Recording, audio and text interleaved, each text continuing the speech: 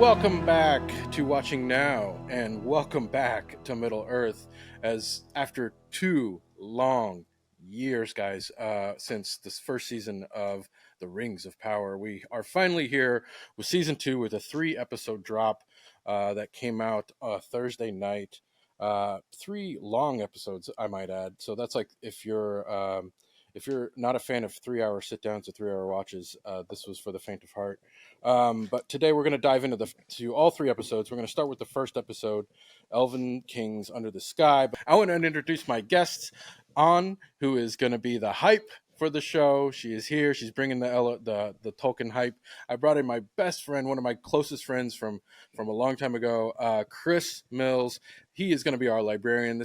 The man knows everything there is to know about Tolkien. I mean, yeah, right. I'm hyping you up, buddy. But listen, you know everything there is to know according to like how I know it, right? Which is like I'm coming in as the film nerd. Like I know the films. I read The Hobbit. I read The Lord of the Rings like in like high school, right? So that's sort of where my POV is. I'm going to come in as that, and I'm going to be the kind of host. I'm going to look at it through the lens. I'm going to recap. We're going to recap the shows. We're going to kind of give you a little bit of a non-spoiler reaction right up front. Just kind of break it down like how we feel. Then we're going to go through scene by scene. We're going to kind of talk about what happens every episode and what's important, and kind of talk about the big questions that unless you're a big Tolkien nerd, you may not know what's going on. And even if you are, we may hopefully provide a little bit extra context on some of the stuff that's going on in the show and the things that they're taking liberties and some of the things that they're paying tribute to, which is really cool. So with that said, let's jump right in.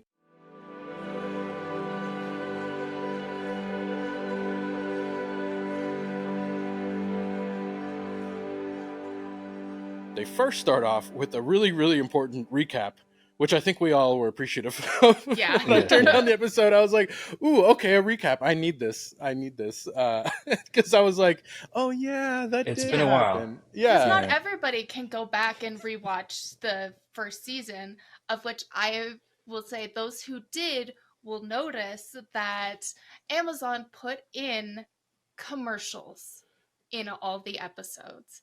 And I'm fucking furious. Furious. So I feel so bad for all of us who did that, have to endure that. On you got to pay the $2.99 extra to do the ad-free content, okay? Look, they already get enough money from me. Just pony it up. I can't do it. Yeah, so that recap was really helpful. I found that really helpful. But then we go right away, and I was a little confused because it starts off with like we're seeing what looks like Mordor, but it's like not really. It says the start of the Second Age, which right away I was kind of confused by a little bit. And we kind of jump into what looks like a young man giving a speech to orcs, and our old friend Aldar, is there.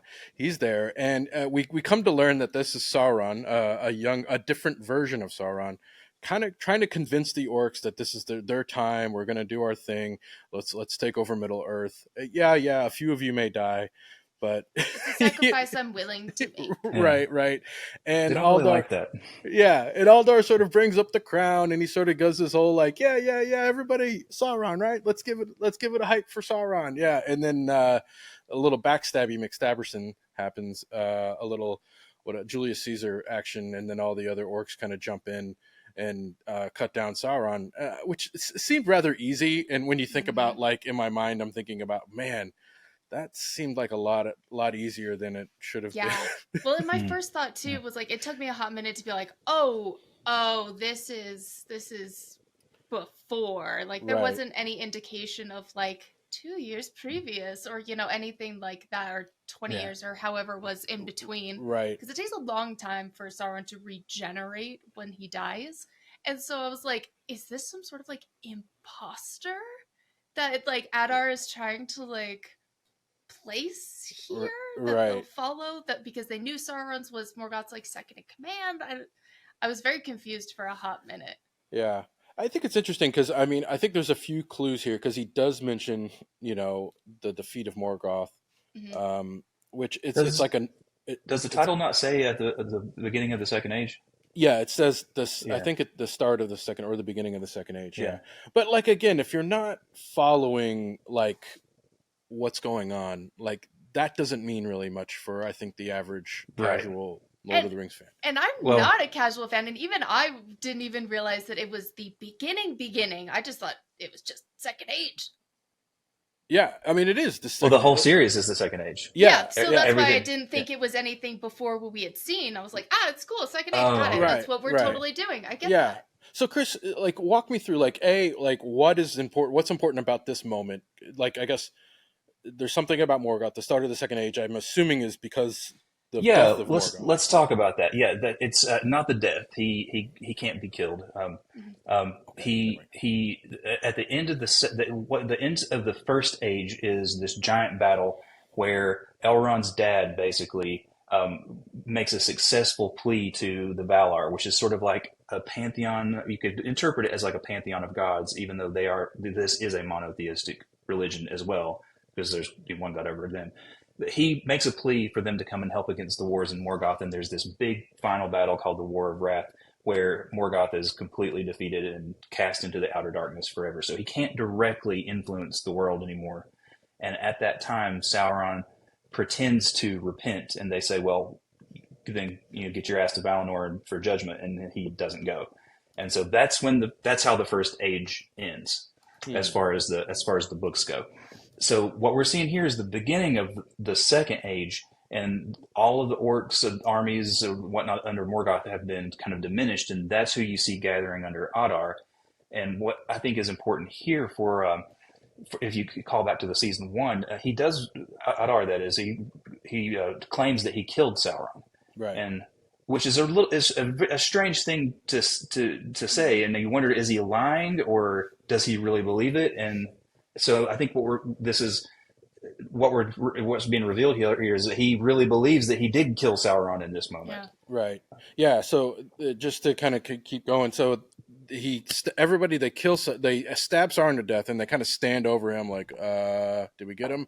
And he kind of Mhm. does this sort of like implosion explosion moment where Yes. everything becomes ice for like miles away, and everybody's covered in like snow ice, and then so it's like he explodes, and in my mind, I was thinking it's sort of like the Force Ghost moment where he's sort of like, like okay, this is the Yeah. moment where he like leaves his body or something.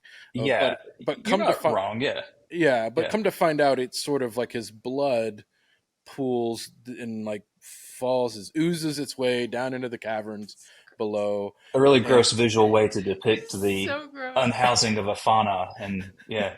yeah, Yeah. yeah, it's sort of just, and then it coalesces into this like pool, and then moments later or years later or millennia later, you don't really know, like you see a rat scurry up, and the ooze like grabs the rat and just strangles it and takes its So life essence. sad. Yeah, poor rat, just like, Yeah. hey, I'm looking for some water in this wasteland. Death. Did this scene give you guys vibes of Gollum's cave? Yeah, I didn't think about Gollum's cave. That's interesting. Yeah, I did think about Venom though too. Yeah. This was a cool special effect. Like props to the VFX. This looked really cool. Like, or it looked organic and visceral. Like, Yeah. I don't know Yeah. what I wanted here, but this was a thing, and it was nice. It was well done. What it was. I don't know if you guys have any. It kind of reminded me of the miniatures that they would make. Yeah. Because it kind of started with like an outer wide angle and then kind of zoomed down as the thick blood was just like Hmm. pooling down, and it continued into like a wider shot that reminded me exactly of those miniatures that they would use in the trilogy. And it was so well done and just so Yeah. beautiful and dark. I was like, okay, I see this production value. Yeah, I see the money's being I see the spent. money. Did you guys have any problem? Like, my first instinct was I didn't think of Sauron as this sort of slimy, viscous entity thing, right? Like, I don't Mhm. know what I guess I don't know. Like, if I were to kill, um, I don't know, and maybe that's because he's an evil entity. But I'm assuming if I kill Gandalf and his blood drips into something, he's not a viscous thing, right? Like even though they're similar beings, right, in a way. Yeah, that's the thing. Is ultimately this is a sort of a poetic, a visual form of they're just artistically revealing on the screen that this is an evil character. There's Right. nothing necessarily canon about this. Okay. We Yeah. could Yeah, we could because talk a little more about it. It would be specifically with Gandalf. You mentioned they are the same type of being, but Gandalf and the wizards are a little bit different because um, in the case of Sauron, he while his essence is a spirit, like Gandalf's true essence is a spirit, Right. he can take on different forms, yes, but shapeshifting. like just like we're changing clothes is how it's described. Mm. Whereas the wizards, because of their job, are actually incarnate. So their spirits are tied to Yeah. their bodies, and if you kill the body, it dies like a person would die. So I'm wondering, Yeah. they're showing this sort of viscous form to kind of like allude to the fact that he could change his visual appearance, and that's Yes. why he can be so viscous and Yeah. gross. Well, and it's funny too that they initially present him as kind of like that black viscous sludge, Yeah. because from what I remember, he's not actually inherently evil. He was like, was he a Maitar that like served Maya, the yeah. light, Maiar, and like served the light, and so he was originally like Well, a nothing's evil in the beginning. good person. Not even Yeah, Morgoth. exactly. Yeah, Mm. Morgoth wasn't either. I thought he was totally doing the right thing and was having a great time. And so it's the same with Sauron. He's not inherently evil. So it was an interesting visualization to have that be his Thing. death to life form. Right. Yeah. It's kind of like a fallen Yeah. form, I guess. Yeah. I mean, but to be Yeah. fair, I mean, he's already been through. He's committed many, many wicked, so evil many. deeds Yeah. in the first age by this point already. So he's already he's corrupt. So there, Yeah. and let's give you can see this in the Yeah. let's call it how it blood. is. That pep Yeah. talk he was giving the orcs was hot garbage. It was so weak. he Yeah. was Yeah. came off as a complete douchebag. Yeah. Like, hey, some of He's you learned may his not lesson. make it, Yeah. but we're gonna do this thing. And everyone's Yeah. like, I don't know. They're not Well- really accepting him as the new Dark Lord right No, away, like you no. might expect. No. Yeah. That's pretty. It's I fun was seeing like, that wow, difference. this is the douchey Sauron. Even Halbrand's got like a couple more Yeah. charisma, rolled higher on charisma He than rolled this guy. high. Well, I think Uh, they're setting there. This is kind of foreshadowing to what's going to happen here too Yeah. in later episodes when they're showing you a different side of orcs Yeah. Yeah, than, for sure. I mean, I don't know if we want to get into I that did a deep now. dive into that. I think we definitely there's some shots, some There will scenes where be we can a- dive into that. Yeah. Just to keep things moving. So his sludge form crawls out of the cave. It finally gets enough. Who knows how much time has passed? It doesn't really tell you. I'm assuming thousands of years. I don't know. And he I would crawls out probably of say the more like hundreds. hundreds. I'm not Yeah. sure. I mean, the second age seems like it goes on for a long time, and I feel like we're near the end of it right now in present time ish. Yeah. So the second age, it's time compressed quite a bit, but Yeah. you kind of have to do it that way because some of the characters that are like, especially the main Numenorean characters, wouldn't even be born at the same time as some of the events that you also need to see with the elves. A period of 3,441 years from the defeat of Morgoth to the first defeat of Sauron. Mm. So I'd say 1,000 years. I mean, at least 1,500. I'm going to call it. Yeah. 1,500. Yeah. And Until no. a specialist tells Yeah. us otherwise, that's what Yeah, we'll say exactly. for now. Let's Yeah. say 1,500 Well, years. Go ahead. This could really be at any time in the second age. Yeah. The event with the wagon and the lady and the new body, because this ultimately doesn't have nothing is said about this moment in the books. Well, no, but we do know because he finds the lady and he kills the lady in the wagon and takes the form of Halbrand that we know. The Sauron Yes. we know now. And he's like, then he wanders off and he's like, I'm going to go seek revenge, who knows? And he just wanders off and he runs into Right. this old man, right? He runs into his old friend.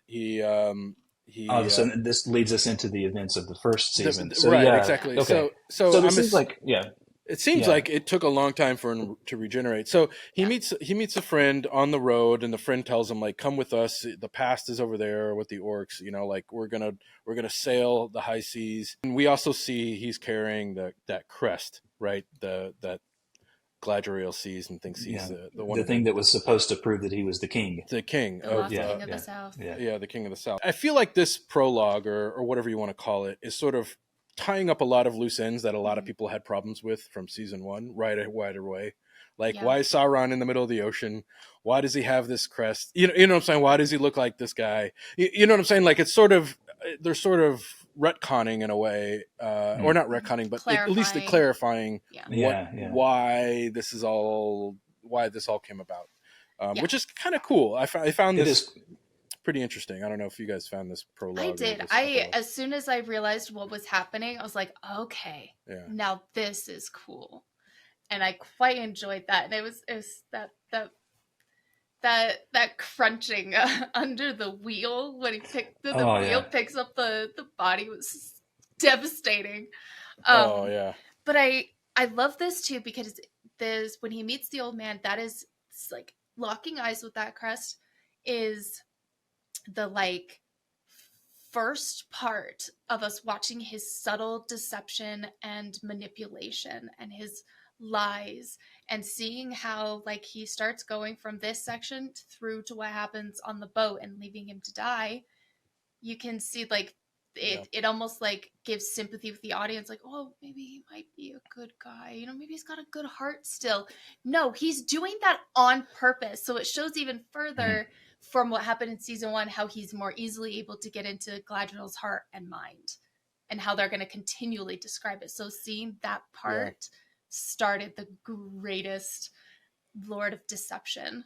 Yeah, that's such a good point too, because in season 1 we are presented with a mystery of who this character is, and now as the audience we are in the know. And I think this is going to be a theme, at least in these first 3 episodes, that Sauron works so much better when we know, and then you can see him be as evil and manipulative as possible, and you get the Bear McCreary evil music swelling up that you couldn't do when you aren't meant to know who this is. So that's a good point. And they did a nice job too, I think, making you think, oh, maybe he got humbled, right? Like being murdered by or betrayed by Eldar and the orcs. Like now, he's like, oh yeah, you're right, old man. That past is behind me. I'm going to do a new thing. I'm going to go my own way. Yeah, no, maybe not so much, right? He has learned from that particular instance. It's like, okay, let's manipulate, because it's another one of those like common themes that we'll see come up is he says things very deliberately to where you will fill in the blanks of what you want the situation or what he's saying to be. And that's beautiful thing that they did with their writing. He tells you the lie that you want to hear. Exactly. So good. So then we jump back into present day right away. We're back in it after the nice title sequence. Elrond and Galadriel are on a chase, right? Galadriel's trying to grab the rings from Elrond's horse. I thought it was a game and they were chasing each other. I thought it was a game too. Yeah, I did too. I wasn't quite sure if like this. It sort of was. Yeah, I guess so. Yeah. And in my mind, I'm thinking like, man, I guess Elrond's pretty good on horse, better than Galadriel if he can outrun her.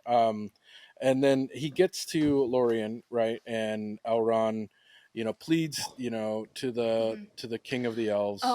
And that the rings of we've been deceived. These rings are most likely part of the Sauron's plan. Galadriel finally reveals that the Halbrand is Sauron. All the elves know. So, like, it's pretty early in the season, right? Like, they're like, listen, all that shit that happened in season 1, all this deception, like, everybody knows now, right? Like, this guy's Sauron's back.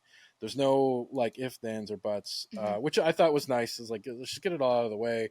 There's some nice politicking here. I thought the dialogue here was pretty nice, and we see Elrond kind of sticking to his guns, and he jumps off the fucking cliff. Yeah, I actually have a couple cool points about this. Yeah. So it's fun seeing the comparison between like the Elrond from Rings of Power and the Elrond from the trilogy that he says twice, the rings need to be destroyed, or the ring needs to be destroyed.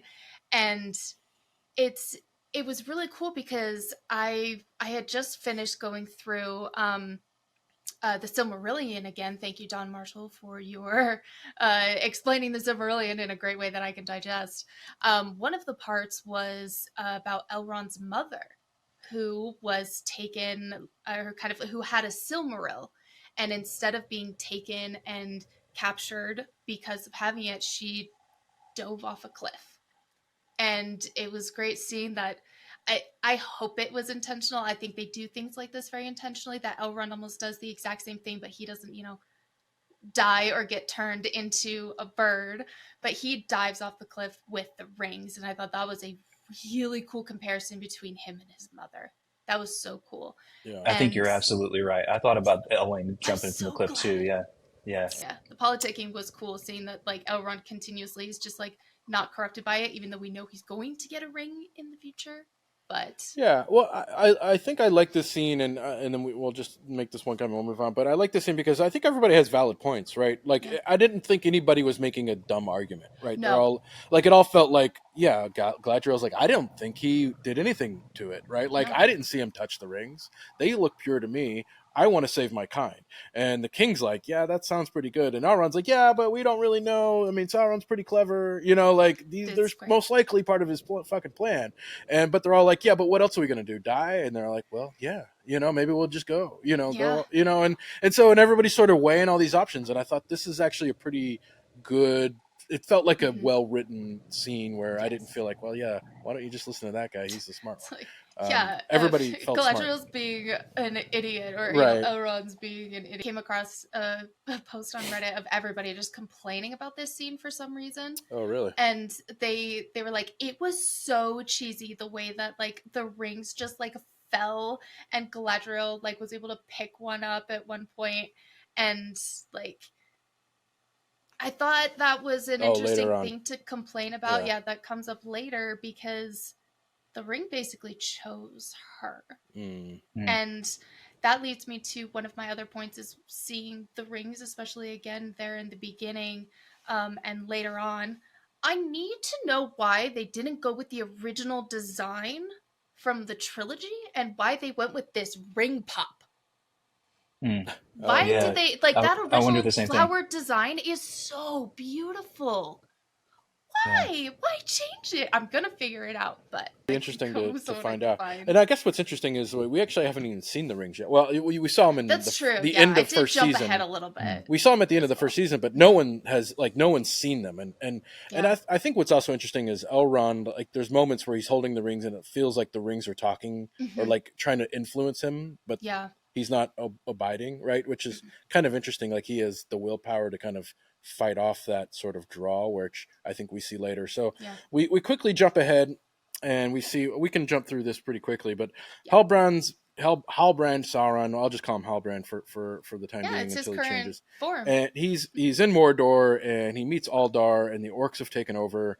They're forcing humans to take they're forcing humans to take the brand, and they're kind of doing their thing. And I guess this is like Halbrand's way. He's like, I'm going to manipulate Aldar here, and he's in captive, and so Aldar locks him up, and he kind of makes a deal. It's like, hey, I'm friends with the elves. I can help you find Sauron.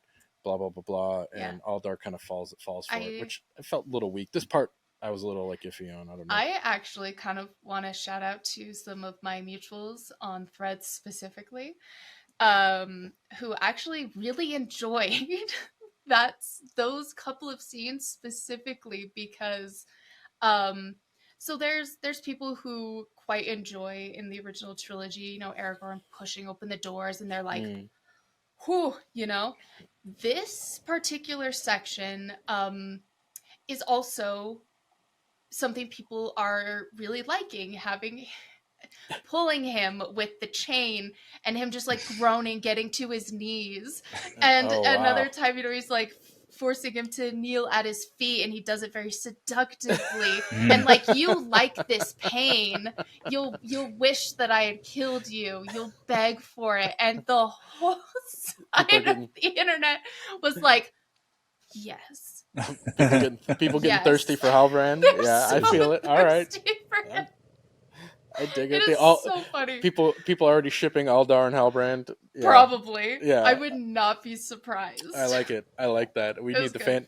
bring up the fanfic. Let's get it Oh, yeah. going. Yeah, and I think the only key scene here is that he kind of like tames the feral beast, and he That speaks was some great. dark language to the animal. Yes. Yeah. It was I that really further love this part. manipulation. Well, Yeah. And and he has a background with wolves, and yes. he himself has taken the form of a wolf and had a big battle in the Silmarillion. So if you know that, and you're seeing like, oh, he's in the same prison as this wolf that's supposed to terrorize him, that wolf is not going to be. That's not going to pose a danger. Those guys are buddies. Yeah.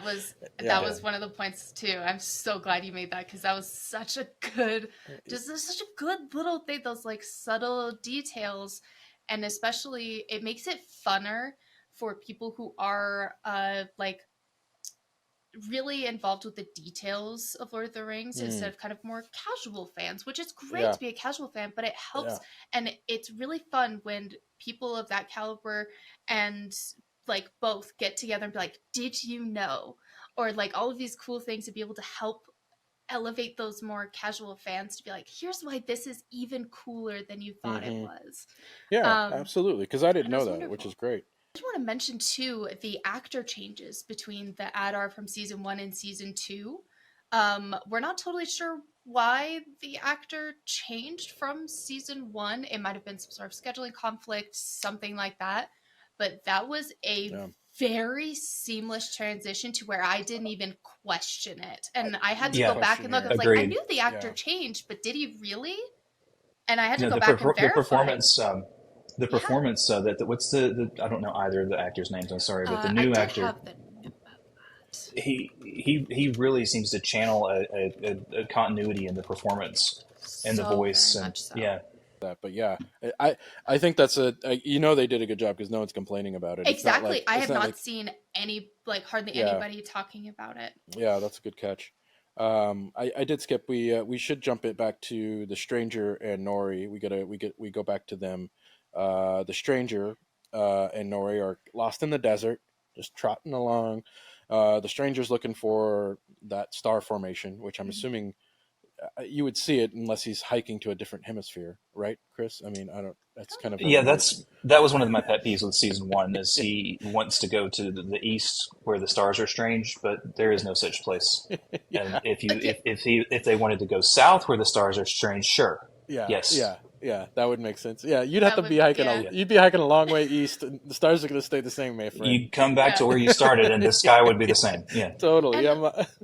Is it this episode that we see the dream? Is that where we come in? Yeah, Is that the dream? Yeah. Okay. We get a glimpse of the dream. He kind of grabs a staff under the stars, and we kind of see. I didn't freeze frame any of this, so I'm sure there's some Easter eggs here. Yeah, I haven't verified, but like.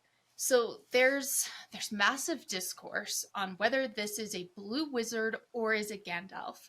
There have been so many things that make us think it's Gandalf, especially like the moths and the big fight from the end of season 1. And then this one, if I remember correctly, one of the staffs in his dream was Gandalf's staff.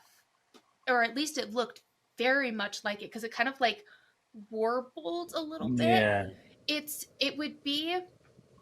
In my opinion, I think it would be cool, if it's Gandalf, but at the same time, it doesn't fit within the lore that this is Gandalf, because he doesn't even come in until the 3rd age. Correct. I think there's brief mention of 2 blue wizards that there's not much that Tolkien talks about them. They just kind of show up. So I think it would be, and I really hope that this is a blue wizard. I'm right there with you. I was that way all through season 1. I really want it to be a blue wizard. They are heavily indicating that it's Gandalf. I don't know if that's misdirection or because there's the things you mentioned. There's also the when in doubt, follow your nose quote. Yeah. The star formation in a certain alphabet could even be a G rune. Stands or leans against something is like that looks like it could have been Ian McKellen. I wouldn't put it past them to be doing a little misdirection here. I mean, just based on season 1 with the Halbrand, Sauron, and the wizard. Yeah. They were doing a lot of visual Yeah. plays, right, where you're like, what are you going? What do you? Yeah. It was all very, One very much. episode to another was, oh, it's definitely Sauron to, oh, actually, Yeah. this might not be Sauron. Yeah, and to be fair, they had me. I mean, I wasn't Yeah. sure until near the end, and but the stranger tries to do the pop or Nori asked him like, "We're hungry, make some food." He explodes a tree, still can't control his power, but yet we got some snails. Nori's happy, and then Poppy shows up because they're lost. That was so cute because everybody needs a Sam. Yeah. And Poppy is their Sam. Totally. Yeah. I also found it hilarious too because my husband pointed out, they're starving and whatever. Aren't those like acorns or something like in their hair? Like, aren't those like completely you can't editable, eat like your edible? decorations. And I'm like, well, first of all, it's like it's like a shell. It's like dried out, so obviously you can't eat it. And the more I watched, the more I was like eating my own words. Literally, my wife said the same thing. She says, "Just eat some of those olives in your hair, Nora." That'll be fine. And it hasn't come to that yet, guys. Okay, right? They're not that hungry yet. Well, it was a cool, also another misdirection because we think that they're capturing the person in the mask, but it ends up being Poppy. And I was like, oh, that means they don't know who's actually following them. And there's go ahead. Another subtle signal for Gandalf in that scene. I believe it's that scene too when Nori makes the comment, "Perhaps you just need a guide like before." And, yes. Right? Yeah. So, and if you know about the origin of the name Gandalf, it's Old English that means wand elf or staff elf. And the retcon for that explanation is at some point humans thought that he was some sort of elf because of all the magic and things and called him the elf of those staff. Wow. Or Gandalf. So I don't know. This is another thing that makes me really feel like if it's misdirection, it's really well they're done. Laying it they're like they really want us to think this is Gandalf. Yeah, I like it. They really do. It. That's cool. Well, see, but here's the thing. Like, I, as someone who is not familiar with any of that stuff, to me, it doesn't feel like they're laying it on that thick. Like, I feel like it's like it could be just another wizard, right? Like. So I like how you guys are sort of like, they're fucking laying the light. They got the runway lights lit. It's Gandalf, and I'm over here like, I don't know, man. It could be this guy over here. I don't know who it is. Which is great. And then with a little bit of Deus Ex Machina, Poppy also shows up with a map with a song that gets them out of their like weirdly. Look, which is also really the most Tolkien serious, thing that's happened in this show in a long time. We really want to get serious about it. No, I'm all in. Listen, I'm all in. It was cool. It was like so like. Was this a map of the Shire on the back? So I'm so into really this. Cool. Yeah. It's just a map of the Shire here. Yeah, so there's a map of the Shire, so cool. and there's one over here. So we get a bigger one. Northwest so it came with it came with my One Ring RPG starter set. Oh, that's cool. It was really cool. I was like, I'm using this as a prop. Yeah. No, but I'm making fun of it because it's like completely like a plot device, but it's so cool. Like it feels so Tolkien, right? Like it felt like that moment. I was like, oh, I'm reading Lord of the Rings right now. Like there's a song, and the song's gonna help them, right? Like I'm like, okay, perfect. Like Chris, you can explain this like even in more detail because that is what Tolkien feels is most important to explaining a culture is songs and poetry. That's why there's so many. It's because it explains it, and it just is part of the culture. I loved that so much. Yeah. It is very Tolkien and when it's the song that we've seen them sing before from season one, and so we know it's a part of their culture and part of their story. Yeah. And it was cool, and I like all the callback to the Harfoots, and they talk about like we've traveled this lands before. It's very cool. Like there was a lot of. This is the subtleness that I like about the show that it's doing now. There's a lot of world building being done, but it's not laying it on so thick that it's confusing or you're not sure. It's just subtle. It's little things, right? That are really nice. I thought that was nice. Yes. So then we get into some more intrigue. Elrond seeks out the refuge with Master. Is it Círdan? Círdan. Yep. Played by Ben Daniels in the Grey Havens.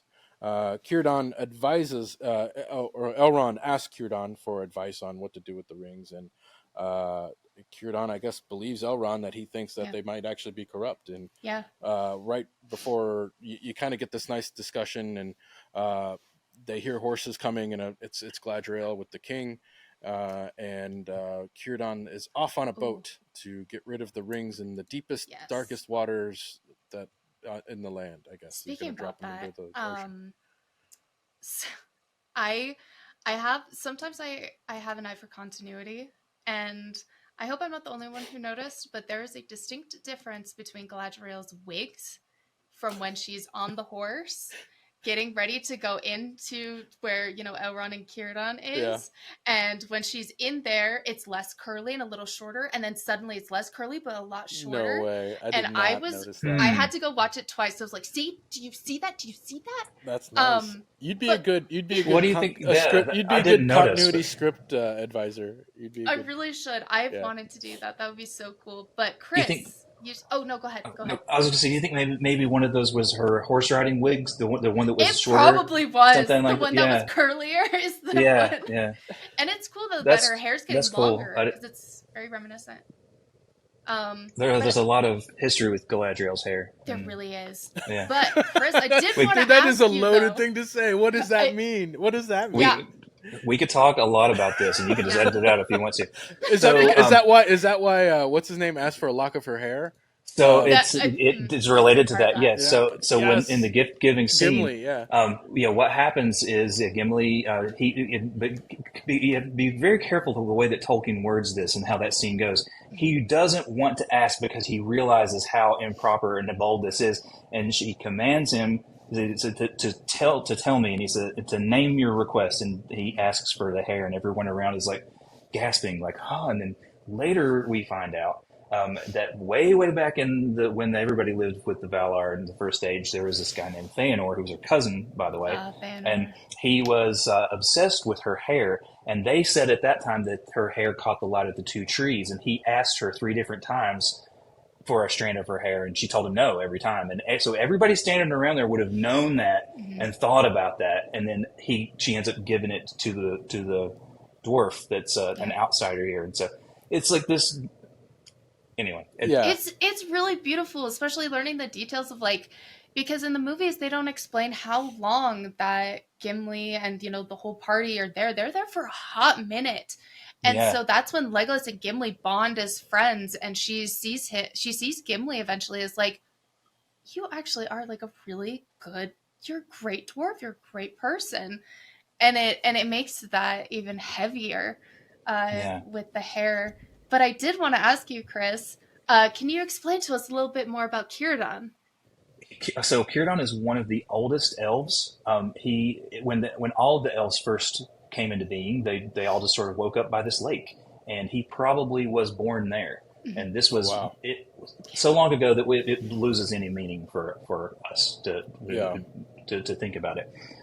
He did some things in the First Age that don't really tie into this. One thing, he's a shipwright. Obviously, his name means shipwright. His name's not really Círdan. It's Norway, I think. I think it's Norway. Yeah. One of the things, if you ever try to read the Silmarillion, you have to get used to is everything has more than one name, and there are lots and lots and lots of names. It's very confusing. So anyway, let's Círdan, and I'm rambling here. So Círdan basically is a shipwright. That's what you need to know. He famously created the ship that Eärendil, the mariner, sailed to the west to beg for help from the Valar. And Eärendil, by the way, is the father of Elrond, and Eärendil and Elwing, the parents of Elrond and Elros, by the way, are forever sailing in the sky with one of the Silmarils, and it's like that's the myth of the Evening Star. So that's the last Silmaril that people have available, and Galadriel references it, and the light inside the file that she gives to Frodo, it's the light of that star from the Silmaril, from the trees, from way back when. Círdan made the ship that it's sailing in up there.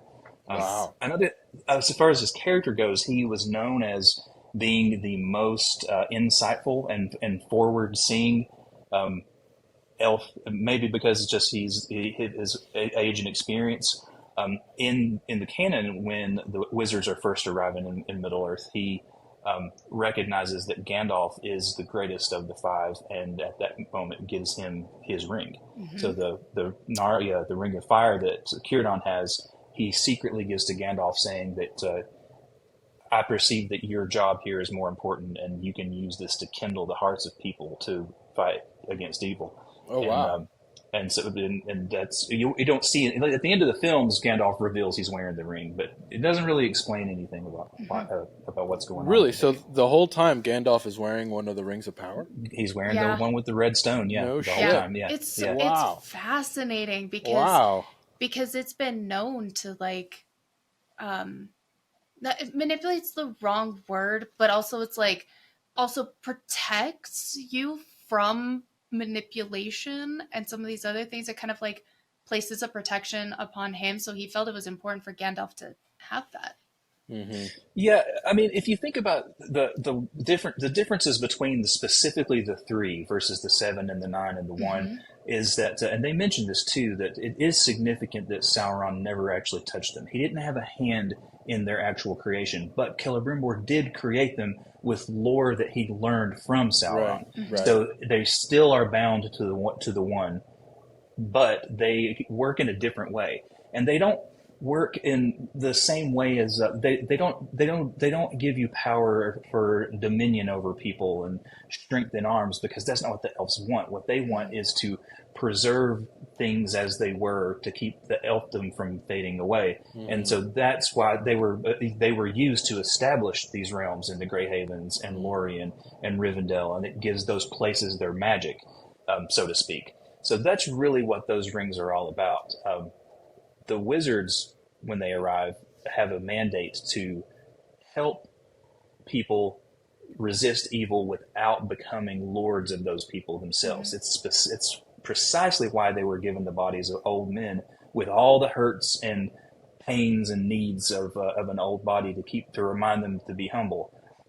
Círdan recognizes this in Gandalf and recognizes that he's the most suited of the five to do this, and gives him the ring to that end. Wow. Yeah. That's cool. Círdan is one of my favorites. Yeah.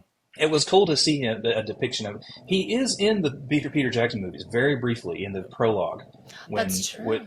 When they say you see the 3 elves with the rings, he's one of those 3. Oh, okay. Well, and they kind of, we'll get to that in a second.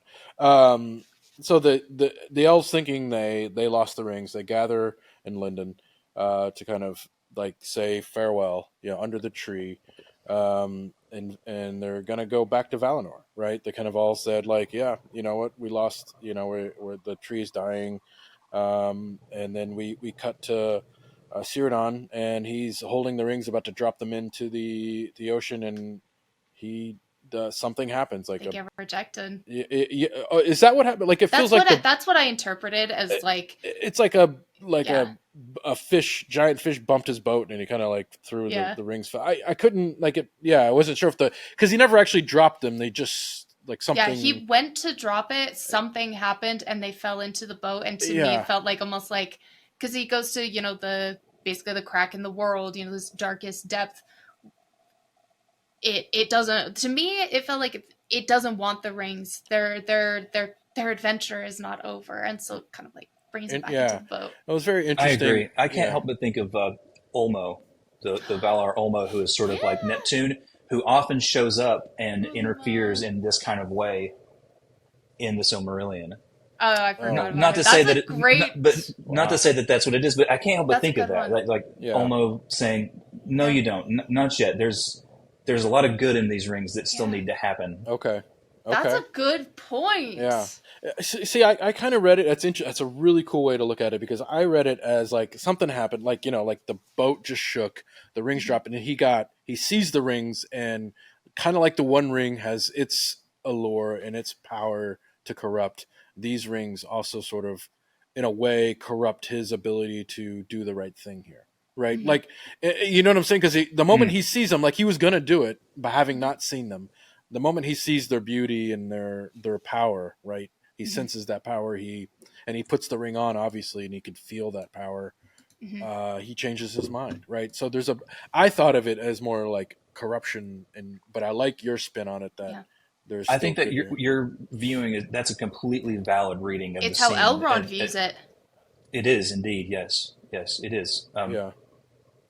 But well, strictly according to the lore, the three don't have such a corrupting type of influence. Yeah. There's Okay. a legit worry that they are connected to Sauron in some way because they are. Right. But not in a way that Sauron had his hand and can fully manipulate them. right. He's able to fully, well, not fully, but like manipulated Galadriel just by talking with her and creating that relationship.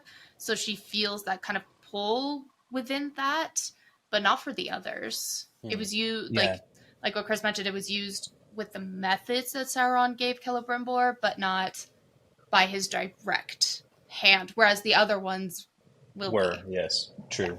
Yeah, and it works to create tension for the show because if we just go for the books, they don't even know that Anatar is Sauron at this point, and the way they find that out is the wearers of the three. At the moment when the one ring is finished and Sauron first puts it on his finger, they can hear in their minds the ring verse, and then they know that it's Sauron behind it, and they immediately take all the rings off and they're pissed. Yeah. So that maybe isn't as satisfying in a TV show to watch something unfold that way, and the timeline is compressed anyway. But it's true enough to create the tension of the idea that these rings could be used for good, but ultimately were created tied to something that's evil. Right.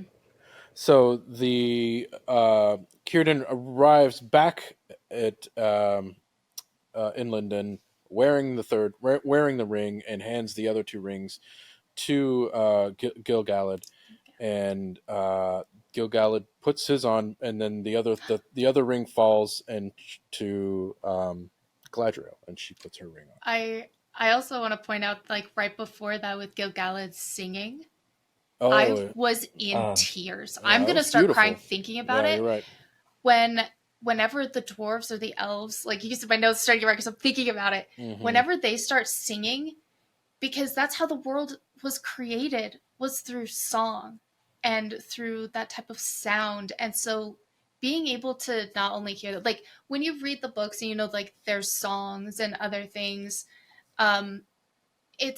it doesn't quite have the same impact as a professional singer or somebody with that kind of elevated voice. So hearing it in its intended pronunciation and language, and with an elven voice, it brought a whole new level to it, as well as the elves in the background were so incredibly diverse.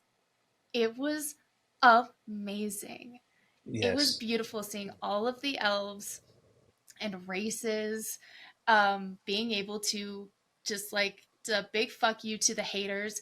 Elves are diverse. They come in every color. I and to appreciate the show it diversity like of that, elves for sure. oh my gosh, it made my heart so happy. I just started crying even more. I was like, I've got to pause for a second because I was like, I can't read the subtitles anymore.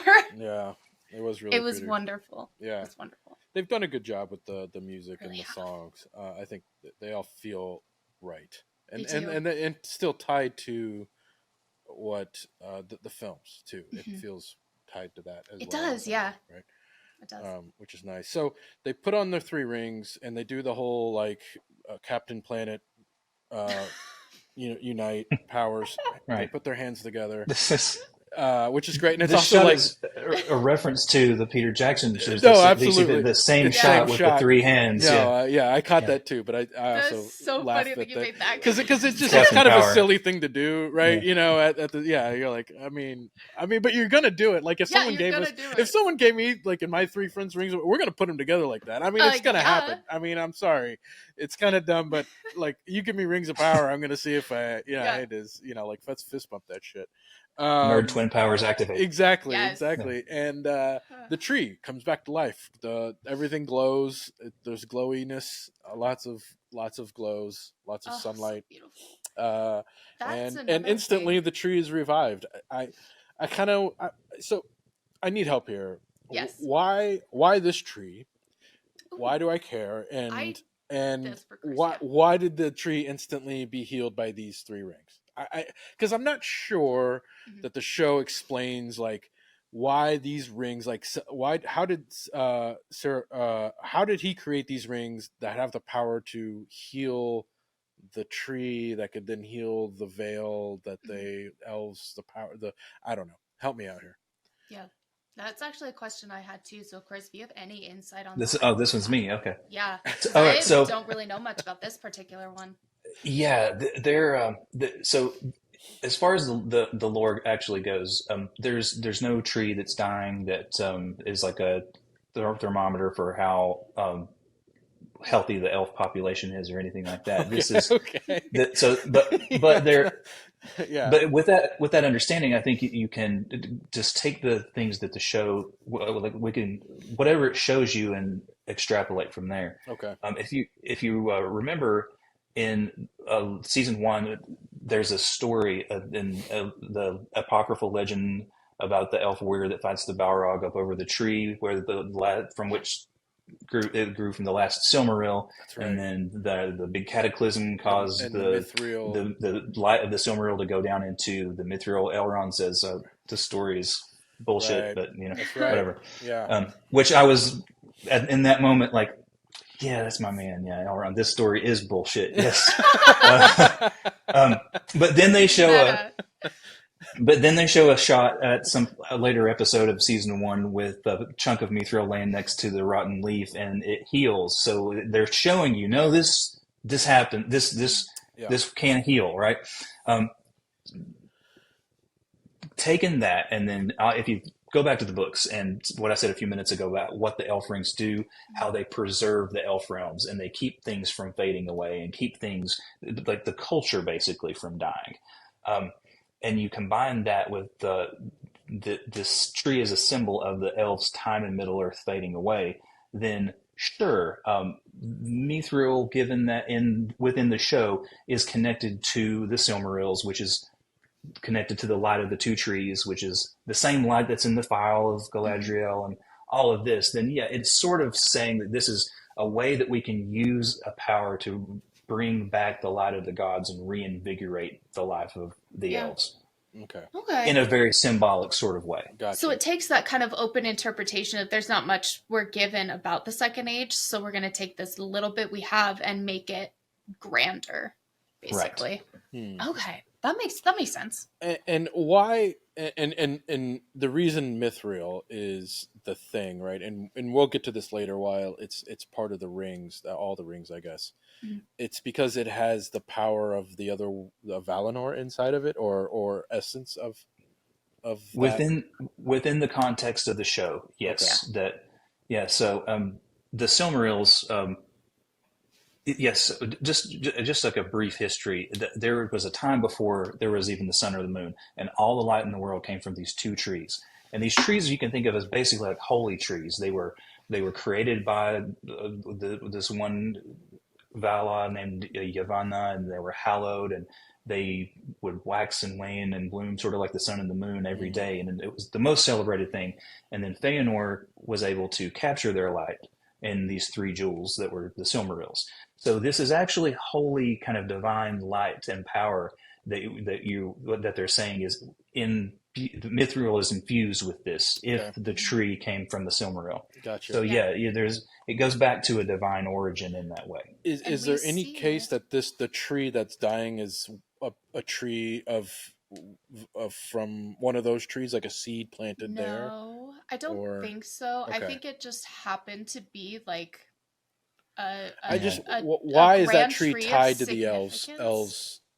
We just don't know. They could make it that way because so there we do know in the bitter end because spoiler, Morgoth with the big giant spider destroys the trees and sucks all the light out of them. So now the only place that the light from those trees exists is in the Silmarils. But it did bear a fruit which was used to make the sun. But a fruit before that was given to the mariners of Tol Eressëa, which is the easternmost island of Valinor. that you could even see from Numenor, it was said, on a clear day if you had good eyes. And at that time, elves would come visit and back and forth. And that's one of the reasons why Numenor is so grand and populous, because in their history, they were taught by elves and had great friendship. And the white tree that grows in Numenor did come from a seed of the tree from Tol Eressëa, which came from the seed of one of those trees. Totally forgot So, about that. and then later, that tree, it gives the seed that the white tree of Gondor in the Return of the King. Right. So, given that we do have that kind of establishment, sure, they could say that like that one was a seed of Telperion. We have this seed of Laurelin, the other tree, the gold tree, and not to say that they will. I don't think there's anything to indicate that so far, but sure. I mean, that could be. I mean, why not? I mean, I just don't understand why the tree would have been healed, and as well the like. It just, I need some context. I don't know if the show did a good job of explaining that, other than just saying. I think they're leaving a little bit of a mystery here. The tree, they're showing you that there is a tree. Right. It's the same thing as when you go into the hospital and you see the heart monitor, and everybody knows what that means. But we have this tree-shaped heart monitor for the culture of the elves in this show, and that's interesting. But that does give a good correlation as to what the tree could be, and because it is such a bright gold. We do see the trees in the very beginning of season 1, and that was one of the most beautiful visuals on television I have ever seen. I was thrilled. I remember when the promo image of those two trees came out, and Drew put it on your Twitter, and I went nuts. Yeah. That was beautiful. Which I'm happy to see that the estate has been at least somewhat forgiving of material that's not strictly in the Lord of the Rings. Because that's a very first stage moment that you're seeing there. It is. They got very little permission to do anything from the first stage. Very little permission. Well, the episode wraps up with the tree being healed. The elves are saved. Elrond leaves, kind of huffed and puffed. He's like not happy about it, but it is what it is. And Aragorn, Celebrimbor learns that, and Halbrand shows up, and they kind of ends on that cliffhanger. And Halbrand's like, "Hey, let me in," and he's like, "Maybe." And then that's episode 1, and man. That's a big episode. A lot happened. Let's just jump right into. We got 2 more episodes, guys. We're gonna plow through these. Let's plow through these. Yeah. All right. I've got my notes. So episode 2, finally back at Khazad-dûm. Yes, we're finally back. Durin and Disa are stripped of the royal titles, and they're living the common life, right? Yes. They're hanging out in the marketplace, and Disa senses something in the mountain. She's a stone singer, so she communicates with the mountain and it basically communicated to her something's happening. She feels, I like that she's the most sensitive too. Yeah, she feels the earthquake coming before it comes, and then boom, mega earthquake. And I think there's a little prelude to this. Like I think the opening scene shows the volcano, and then you see like tendrils like going towards Khazad-dûm, right? Like you kind of see.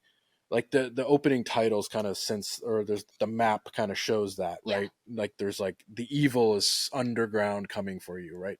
Not necessarily earthquakey, but it's an earthquake, right? Yeah. Like there's a little bit of a that's the physical definition, right? But there's an infection, right? And what's actually a really cool scene too. They kind of show how they bring light into Khazad-dûm. Right, so you see the mirrors and you follow the mirrors through and that was really, really cool.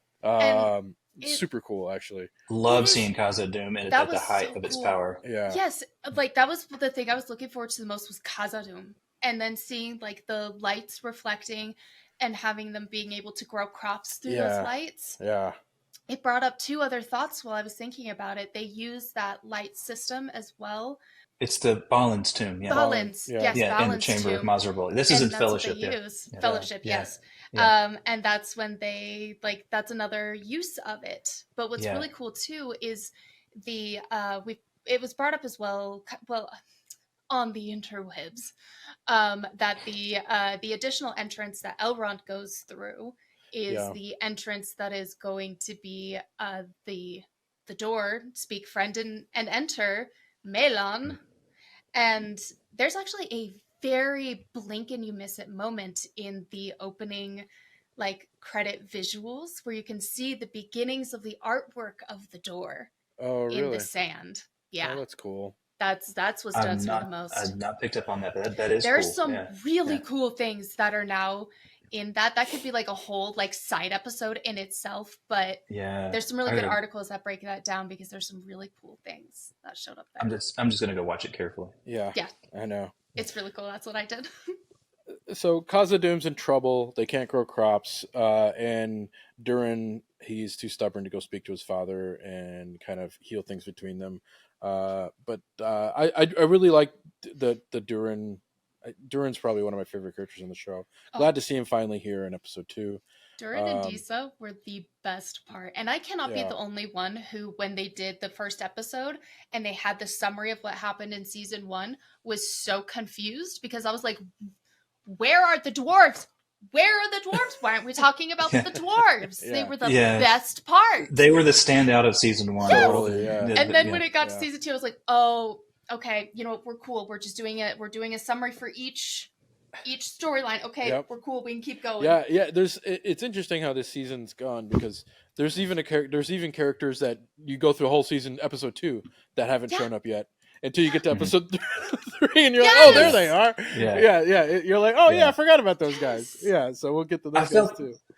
I felt that season 1 was the same way. I would get really invested in a character's story, and the episode would end, and he would start with a new with now here's what's going on with these other characters. But like of course, by the end of the episode, you're just as invested with them too. Yeah. The stuff with Arondir was.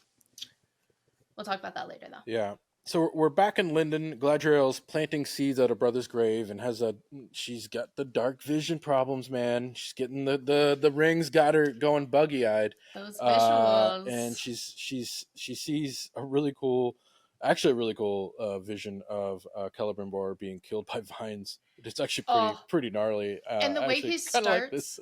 Sorry, I cut you off. I was so excited.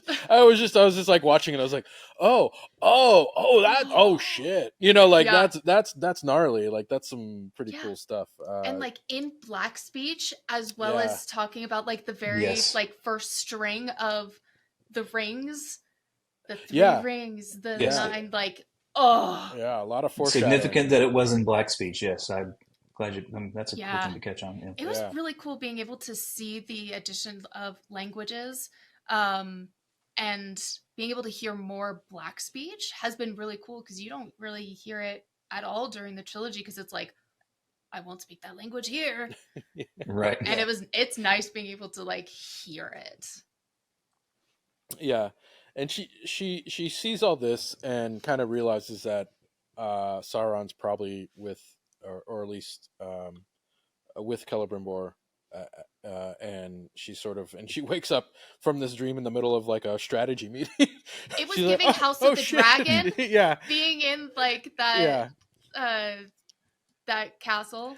Yeah. Gilgalad's like, oh yeah, you're not paying attention over there. You're daydreaming. What do you think we should do? And she's like, yeah, send the boats. I don't really give a shit. Yeah. And then they have Gilgalad and Galadriel have like a little one-off, and they both like reveal that they're having these visions.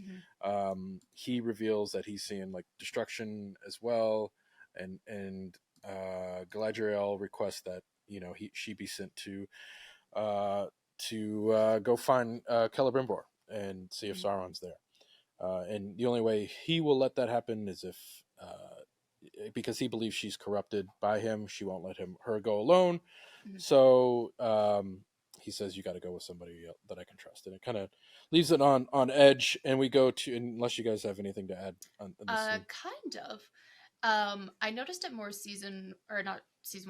episode 1, but watching more into episode 2, there's been a problem in the film industry in regards to wigs. A very big problem. And all of the characters have phenomenal wigs. Like even like just everybody. I was watching so carefully like how nice, like they look like they're lace front wigs. They look like actual hair and not like, Thor Love and Thunder with Jane's weird thick bob. Like these were actual wigs, because those types of things can really pull you out of like feeling immersed in a show. and I was very I think pleased. I think that's a I think that's a generational notice because like me and Chris Probably. are probably like we're used to watching like B movie in the 80s fantasy.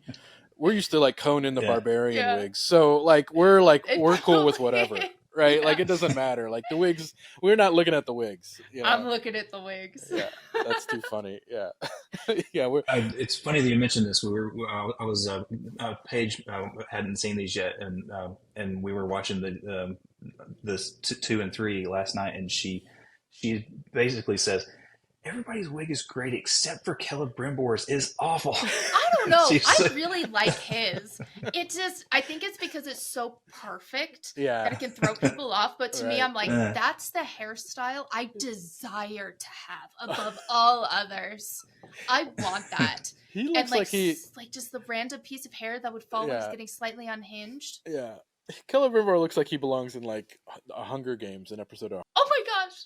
Hmm. Oh no. So Celebrimbor, he refuses to let Sauron or Halbrand in. He sends him away, but Sauron insists. He's playing the long game here. He knows he's going to wait him out. Here's what I don't know. We do see that the elven messengers that Gil Gilead had sent that says like, "Hey, Celebrimbor, Halbrand bad equals Sauron. Don't be there. Don't let him in the doors, fuck yo. with him. Like he's not Treat good with anymore." him no more. Right. And there's a nice shot close up of the like really cool like container that they put the thing in, which I want one of those, by the way. It looks really cool. And then there's a nice shot of those elves being dragged away by chains, and then the case there being broken and lost forever. But I don't know how Halbrand knows. Yeah, who killed them? Yeah. Yes, Sauron clearly has. He's not working alone entirely. Even Yeah. though he didn't have his orc armies, he's got somebody, doesn't he? No. Yeah, Right. that's where I'm Yeah. like, It's pretty caught up on just about everything, and we'll get to that later. He kind of knows yeah. Hmm. a lot of what's going on, which is kind of interesting considering Yeah. he kind of just And who feels are like he these- shows up. Who are these Easterling people that are with this dark wizard and these three acolytes so that seem to be excited to really talk keen about on Sauron coming back? Yeah. Maybe you know. I don't know. Yeah, let's get to that. So we get to the desert. The stranger, Nori, and Poppy are pursued by masked figures and that are serving this dark wizard, who we come to find out. The dark wizard, we get a really cool scene, a lengthy scene, actually, of a lady slitting her wrists, dripping blood on the floor, and then like these It was little... palms of the hands, and Palms that drives me insane. That is like one of my biggest gripes in like all of it's media. so painful. Why would you? And then like And that's what then you're do so useless poorly. afterward. Yeah. Can't And do like, nothing. like, come on, you've got I'm other right like, with upper you. part of your I- body. Like, Always think this. Yes. It's so, yeah. Yes. it's so dumb. It's like, the dumbest thing. Prove your worth. Ugh. Oh, shit. Now We I can't fight even... for Saruman, and well, not now. You're not. Ugh. now Drives I me can't even... insane. I can't hold a sword or jerk off. What am I supposed to do Yeah. now? What are you gonna do now? Jesus. And Well, it's on Use your both feature. your Yeah. hands. Ugh. But I will say wish I too was- that I love the moths. Moths are my favorite animal, and being able to see them so heavily Are they an animal? incorporated, they are. Are they? They are so underrated, and they are gorgeous. Yeah. Moths are. There are lots of stunning. beautiful moths. They're also pretty Yeah. stupid because they fly into light. All Well, the that's time. because we keep leaving bright lights out for them. Well, there's a bunch of moths, and they collect under these pools of blood that this lady let her hands be slit, and they go away, and then the moths fly around for a bit, and then like become one of the messengers that was killed from before fighting the stranger. And she says, "I got my ass kicked," and he's like, "I should have sent somebody else. You suck." Yeah.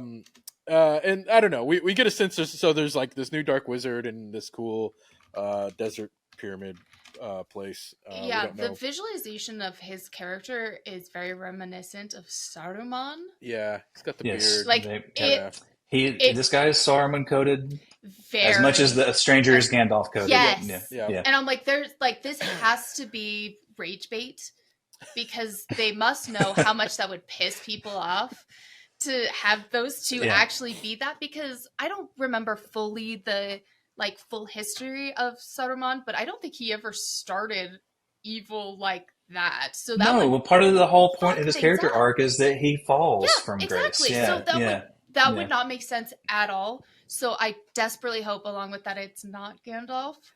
That these are I would just be happy that these are just both the Blue that Wizards. would be That would be great. phenomenal. That would be Yeah. what it should be. I mean, one of the only things that was said about them is that they went into the east and south to and probably started magic cults that endure to this day. Yes, They because ultimately both were they failed, which all of the wizards except for Gandalf in some way failed. he's very clearly started a cult with the eye that is pretty dang close Yeah. to what's Mm-hmm, gonna mm-hmm. be.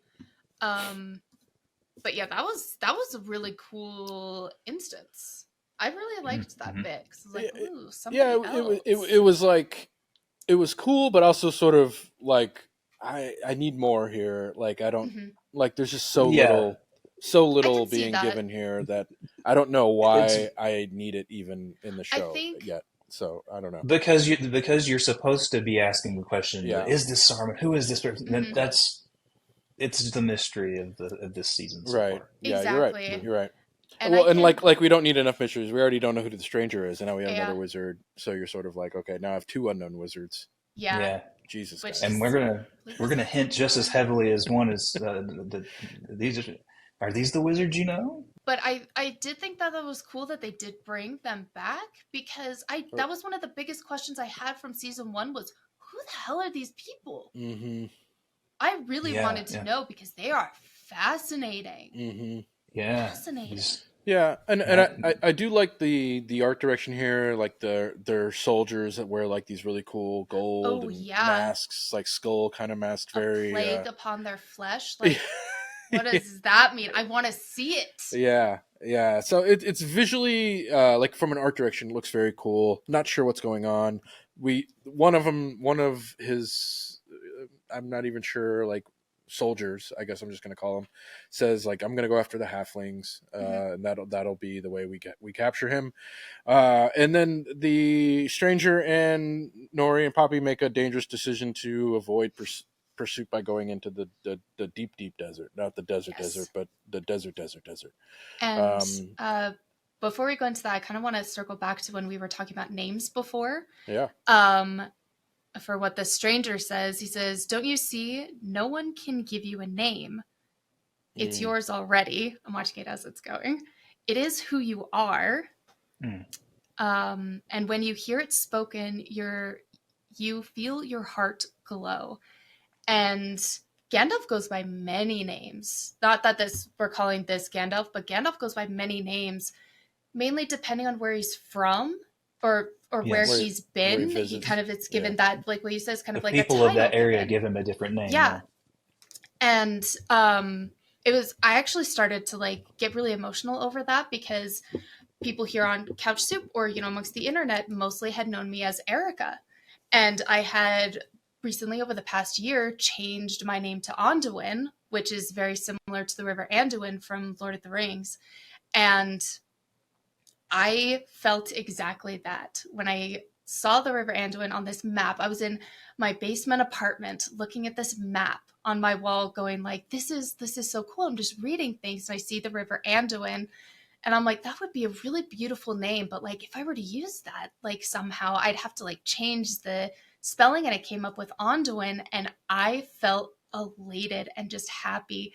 And it became who I am. And that just made that whole quote feel so much more important. That's being cool. able to connect to a name in that way and knowing when it's spoken is like, it makes your heart glow. It's so cool. I loved that. That's cool. That's an awesome story about your name, and I love hearing that, and it's also going to tie in, I think, a lot with what we're going to say. Or you alluded to this earlier, but yeah, Tolkien would often start with a name, and he would say he doesn't know who the person is, but he says just give me a name and I'll go from there. Yeah. And well, I don't want to say something about Bombadil, but let's save that for when he's actually on the show. Yeah. Oh yeah, and, good point. In regards to names as well, one of the cool little bits of Easter eggs is one of the names that she tries to give him is Faradgar, or Fred Fredegar Fatty Bulger. Fredegar Fatty Bulger. In Yeah. the original trilogy, he's Yeah. like the fifth Hobbit, the one that chooses to not go on an adventure with them. Yeah. And I was cracking up laughing. He's like, Yeah. You you can't know help what but you're think about Fatty doing. Bulger. You Yeah. cannot Yeah. help it. That made me so happy. Yeah, I Oh, live for those little moments. yeah. Seeing Kieran, like there's a one we missed over where he uses the rings to kind of talk trash about Rumil and Dairon, and I'm Yeah. like, oh, there's naming these guys, and This is so good. So good. That's awesome. But yeah, now they're going to go to the desert and have a time. Yeah, they're gonna do something in the desert. We'll get to that in a second. We're back at Khazad-dûm. We're getting a little bit of the politics and what the food shortages is doing. They can't grow food. Everybody's in like dire needs because of there's no light. Disa suggests finding a new path for sun shafts, and she and However, two other sisters, I guess we can call them, sing a song. Yeah. Stone well, Singers, yes. right before that is one of my favorite things that's been in the show. Is they show all these people going in to, want to talk to the king. And one of the biggest complaints of people have been, where are the dwarven women with beards? And if you just, and I saw people who were like, I'm not watching season 2, fuck this, they're just like, what about the women with beards and stuff? And I'm like, well, have you watched this scene in particular? Because as you're going down and you can see the people just lining the sides of the walls are these stunning women with goatees and like fuller beards and like exactly what they would have been described as. And that was stunning to watch because they were beautiful. Like Disa even, or Disa also has like a little bit of a beard, but you can't always see just it. like yeah. You can't always see it because it's also a really great contour, but also like shading and stuff. Like I see why they wouldn't do it in like a main character women beauty thing, which is stupid. But being able to see more of the dwarves just like out and about and having lovely beards, they listened to us that we wanted the women dwarves with beards, and I was very, very happy about that. You got your bearded women. I did. With little hairy women. That's yes, funny. but now they're gonna go sing to the rock. But here they it feels more like epic. I don't know. Yeah. They're like, I guess the three of them, and then singing from the perch, and then like it's almost like you're following the sound waves too. The camera kind of moves. There's like a and all the way up to the one little crack in the ceiling, and it crumbles, and nothing. That was heartbreaking. And the king says this is the first time ever that they failed. Now we must dig. And so they're trying to dig for sunlight. The foreshadowing in that to the full fall of Khazad-dûm, stunning, because we know there's a Balrog down there.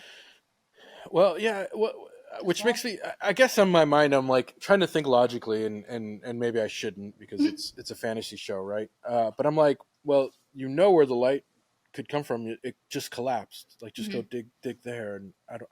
Or like, why dig down for light? You dig out, up and out, right? Like, I guess I'm a little like, I don't know why this is so hard. Like, I'm just a little. There's a little bit of both. I think partially too, it causes a risk, especially because the light shafts were higher up in the mountain. So if they were to redig again, it might potentially cause a collapse inwards. So I think with them, they're thinking dig down, through and up to see what they can do, or at least diagonal wise for like structural integrity. Yeah, maybe. But they're gonna end up digging down anyways because of the greed for mithril. Well, yeah, I get the mithril, like having a good, but yeah, which they kind of hinted at. Is interesting too about the like first season as why well. They kind of go up. Teased. Prince Durin is kind of having the lower class problems. He's getting mocked by miners. about having calluses, and and he's kind of bringing it home, but keeping it close to his chest. And the King Durin is kind of, and Disa also have a little one-on-one about Prince King Durin, and about his son, and if they're going to come to terms. And Yeah. the king basically says, "Well, I'm hard-headed. I'm too stubborn." Yeah, that's kind of what makes me me. Yeah. Makes me the king. To me, this was one of the most touching moments in lessons in this episode, is that this idea that, or when Disa even says it, he says, "Oh, I wasn't wrong." She says, "No, you weren't wrong, but you're wrong now." Yeah. This and meaning this refusal to forgiveness, just the holding on to this grudge as if it can hurt the other person, when really it kind of just is poison for yourself, is such a life lesson that, Yeah. I mean, it took me a while to learn that, and Yeah. good to see that in a show. It resonates with me. It's true. That was a really good call out, and like the relationship between Drisa and Durin is one of the best representations of a long-term relationship with deep love and care that is so rare to see, and it's very clear why they are the favorites and the standouts. Mm-hmm. Oh, adore them. Yeah. So we head back Agreed. to Linden. Gladriel seeks Elrond's help. Elrond says, "Nah, not gonna do it. You kind of not my thing anymore. I'm gonna sand this boat." Elrond confronts Gladriel about her susceptibility to Sauron. She sort of says, "Yeah, you're right. I'm at fault," which is big on her, good for her. But Elrond, well, I think what's important about this is Elrond goes to Círdan, and he kind of goes to advice, and Círdan gives him kind of like another life lesson. We're getting a lot of life lessons on this episode, and Círdan kind of says like, "Hey, would you fault the maker of the rings for the beauty of what the rings can do?" Right? It's like Right. it's whoever wields the rings, like, know that your friends are the ones wearing them, and they're going to do good with the power that they have. And he kind of shows him how the fish react to the ring, and it's pretty interesting. I don't know, do you guys have any thoughts on this scene? I really appreciated the nuance behind the intention of it, to be able to say that there's no one right way to use the rings or view the rings, like we said in regards to episode 1, where you said like everybody has a good point, and it's the same as it is here. They're both admitting and talking about things that are hard, but neither of them are wrong. Right. There's no wrong person in this situation, which is nice, because it's like we can love both these characters. They both have flaws. They both have positive things about them, but they are not characters meant to be, this person is clearly in the wrong, because they're not. Yeah. This is the scene I mentioned earlier where they name drop Rumil and Dairon, which is a huge thing for That's right. lore nerds. But yeah, no, it's essentially the argument is, can you find fault in the work, because the author had personal character flaws too, which works to some degree if you're talking. But what did he say? Rumil was a drunkard and Dairon was insufferable. Yeah. Yeah, well, that compared to Sauron, so yeah, which goes back to what you're saying, Aundawyn, is that there's nobody that's in exactly in the wrong here. There's a point on both sides, and it's good. So this sways Elrond, and we'll see how he reacts in to not abandon Gladriel on her quest in a little bit. But we go to Rune, where the stranger and everybody kind of collapses from exhaustion. First, Poppy and Nori collapse. The stranger drags them. Then the stranger collapses, and Poppy and Nori drag him as they find a little well that may have water. And this is such a crazy scene. So There's a bell that nobody cares That about. was, I was yelling at them. I was like, one of you can, waterboard him, that's fine. Yeah, But yeah. the other one needs to take care of that. Like, So right the now. water bucket's falling. She looks right at it and then just, oh well, never mind. Oh, well, yeah. So the water bucket's falling back into the well, and it's causing a ball to hit the top of the bell, which is making a giant loud sound. It scared the shit out of my cats. Which obviously is going to attract the bad guys, which it does. So the bad guys... As designed. So the bad guys show up, 4 or 5 of them, I forget, on horseback. They look menacing. They don't say anything, which is strange. Like, hey, come with me, or there's no demands. It's kind of like, okay, we're bad, we're here. You get it. Yeah, you get it. Yeah. So, and they start... the drill. They start... Yeah. I don't know. I thought it was arrows at first, but they're like flinging something. Yeah. Is it arrows? They looked like arrows when they landed, but you're right, they were just like flinging it. Yeah, it was like looked like I wasn't quite sure. I need to watch it again, but they're throwing some sort of projectile. The stranger's just standing there. He's like, I found my staff. He found some staff on the ground. He thinks it's his staff, and he's like, all right, I got this. And he does some wizardry shit and causes a big tornado, sand tornado that takes out the bad guys. But the tornado is out of control. He can't stop it. It gets too big. Nori and Poppy get sucked away into the tornado, and the staff disintegrates. And the stranger does the no. That was sad. Pretty sad. But also, the scene was like equal, like kind of ridiculous. I don't know. I kind of had a problem. It was a little silly for me. I don't know. A tornado flew around my well before. Oh my gosh. I'll never be able to get that the same ever again. It all felt like a calamity of errors, right? Like, could anything go right at this moment in time? Like, it was just... Well, and that's what's going to bring him to really seek help from Tom Bombadil when we get there, is the fact that he's consistently losing control in such aggressive ways. So that'll be good. So we saw it in the trailer where he's like, can you help teach me? So excited for him. Well, we'll see. These are the stranger and Poppy scene, and Nori. I love Nori. I love those characters. But these were, in this season so far, have been my most eye-rolling moments when I'm watching the thing and thinking, okay, yes, wizard can't control power. Wizard needs staff. Okay, yes, we get it.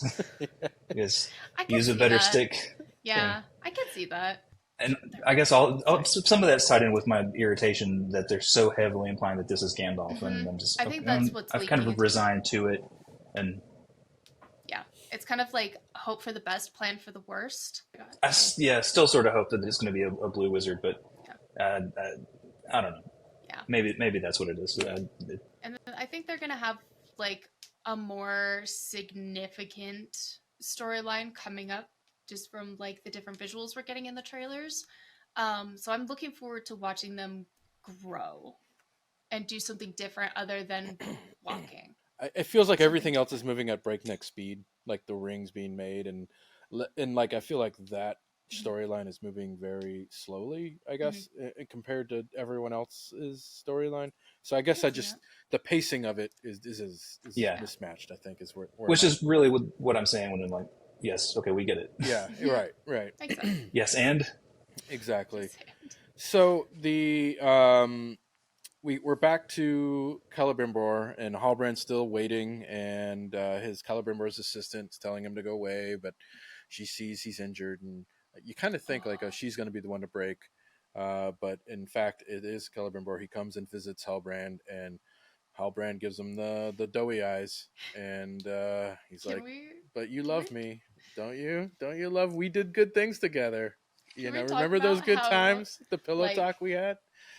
Useless that umbrella was. He was like that. He was soaked. I mean, and the servant gets none of it anyway. So, but it or possibly more. Would it run off from the back? That's into his face. Yeah. No. That was ridiculous. No, I always thought the same thing. Ridiculous, but I kind of want one. I'm not gonna lie. I do too. I straight up want one. Brandon, my husband, he was like for indoor decorations. Yeah. Yes, he sees it come through, and he's like, "What in the Star Wars is that?" Nice. That tracks. that tracks. Yeah. Yeah. So Hellbrand manipulates Celebrimbor. He lets him in. And they're warming up by the fire, and he does the whole like, I'm not who you think I am. He kind of it's Hellbrand doing his thing. It's like, I'm going to tell Mhm. you the truth, but the half truth of it all, Yeah. but then make it seem like I'm the thing that you really wanted in your hearts of heart, right? And he Yeah. reveals himself to be Anatar, Lord of Gifts, and proposes forging the rings for men. Oh, we got to talk about that for a second.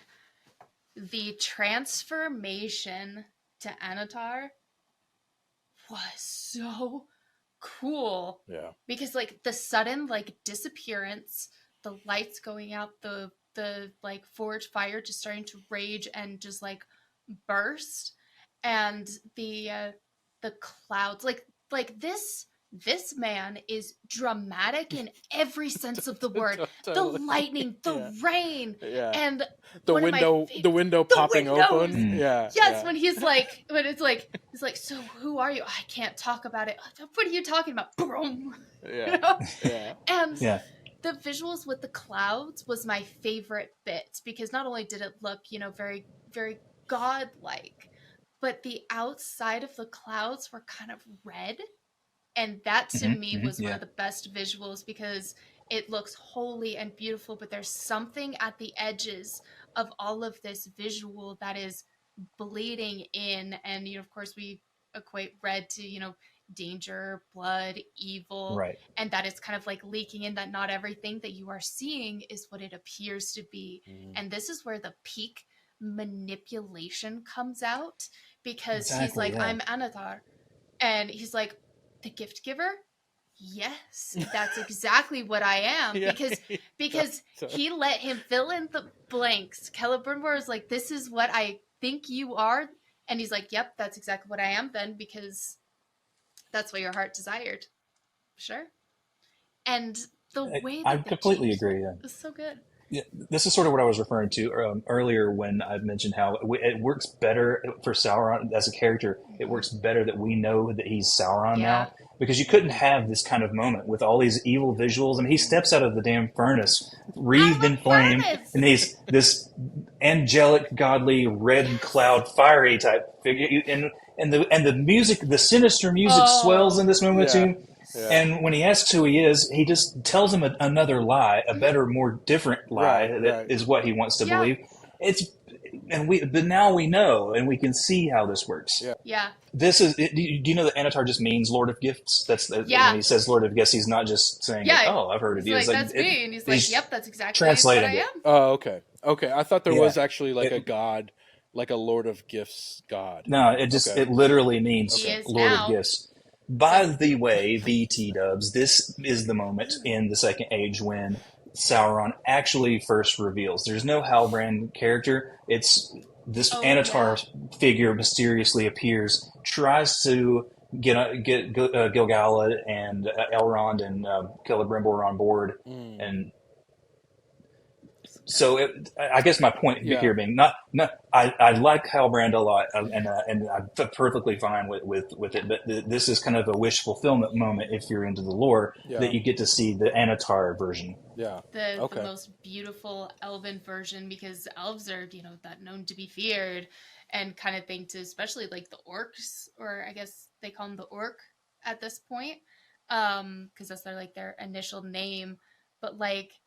The way it gave a really cool name to shapeshifter, because putting Halbrand and Anatar right next to each other, the way that they did that with like changing his eyebrow colors, the clean shaven, the blonde, you got a glow up. It completely changes the way he looks. That you're like, okay, now I can see why you don't think that that's Halbrand. Yeah, but it's like different. Yeah, it is weird. It was like I was like at first I was like, is that the same? It's the same guy. The accent changed completely. Yeah. But it's like so weird seeing him like elvish now, and like with the whole like But I think it's good that he does to pair it with the lie that I'm an emissary from Valinor, so like I'm a godly messenger here to help you. Right. That can help explain with film terms of why don't they recognize that it's the same guy? Well, he tells them. He just lies again. Yeah. Right. Yeah. Yeah. He just lies Exactly. again. Yeah. It's Which just is another layer. yeah. I think it worked. I think it worked really well. And Did. you're Yeah. dead on with the dramaticness of it. Like I He's was like, so man, well dramatic. played. Oh yeah. And it kind of like you don't really understand his powers, and I guess we're learning Mhm. as the show goes on, like Sauron's like abilities. But I didn't know that he could like do that, like manipulate things like fire and turn out like I guess it's all Oh, yeah. parlor He's magic very, tricks. very powerful. Yeah.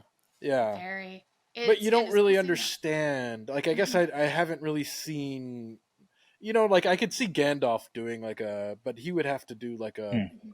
like a voice or like I've seen him do Yeah. tricks, Yeah. but Well, you can think of like as far as like the type of being, Gandalf and Sauron are the same type of beings, except perhaps that Sauron it has less restrictions, fewer restrictions on him, and that he doesn't have this mandate that he isn't in the body of an old man. hmm, At least at this point in the timeline, he can The shift power. into any kind of body. yeah. If I'm remembering correctly, didn't Sauron also spend time as a cat? I'm pretty sure he also spent time as a Yeah. cat. So That was you're random. talking about Tevildo, I think. I think that's what it is. Yeah. Yeah. So basically, yeah, what happened is there was a different version of the Baron and Luthien story where Morgoth has this cat and a bunch of werecats, and Yeah. his name is Tevilda. Well, in the published version, instead of the cat, that becomes Sauron.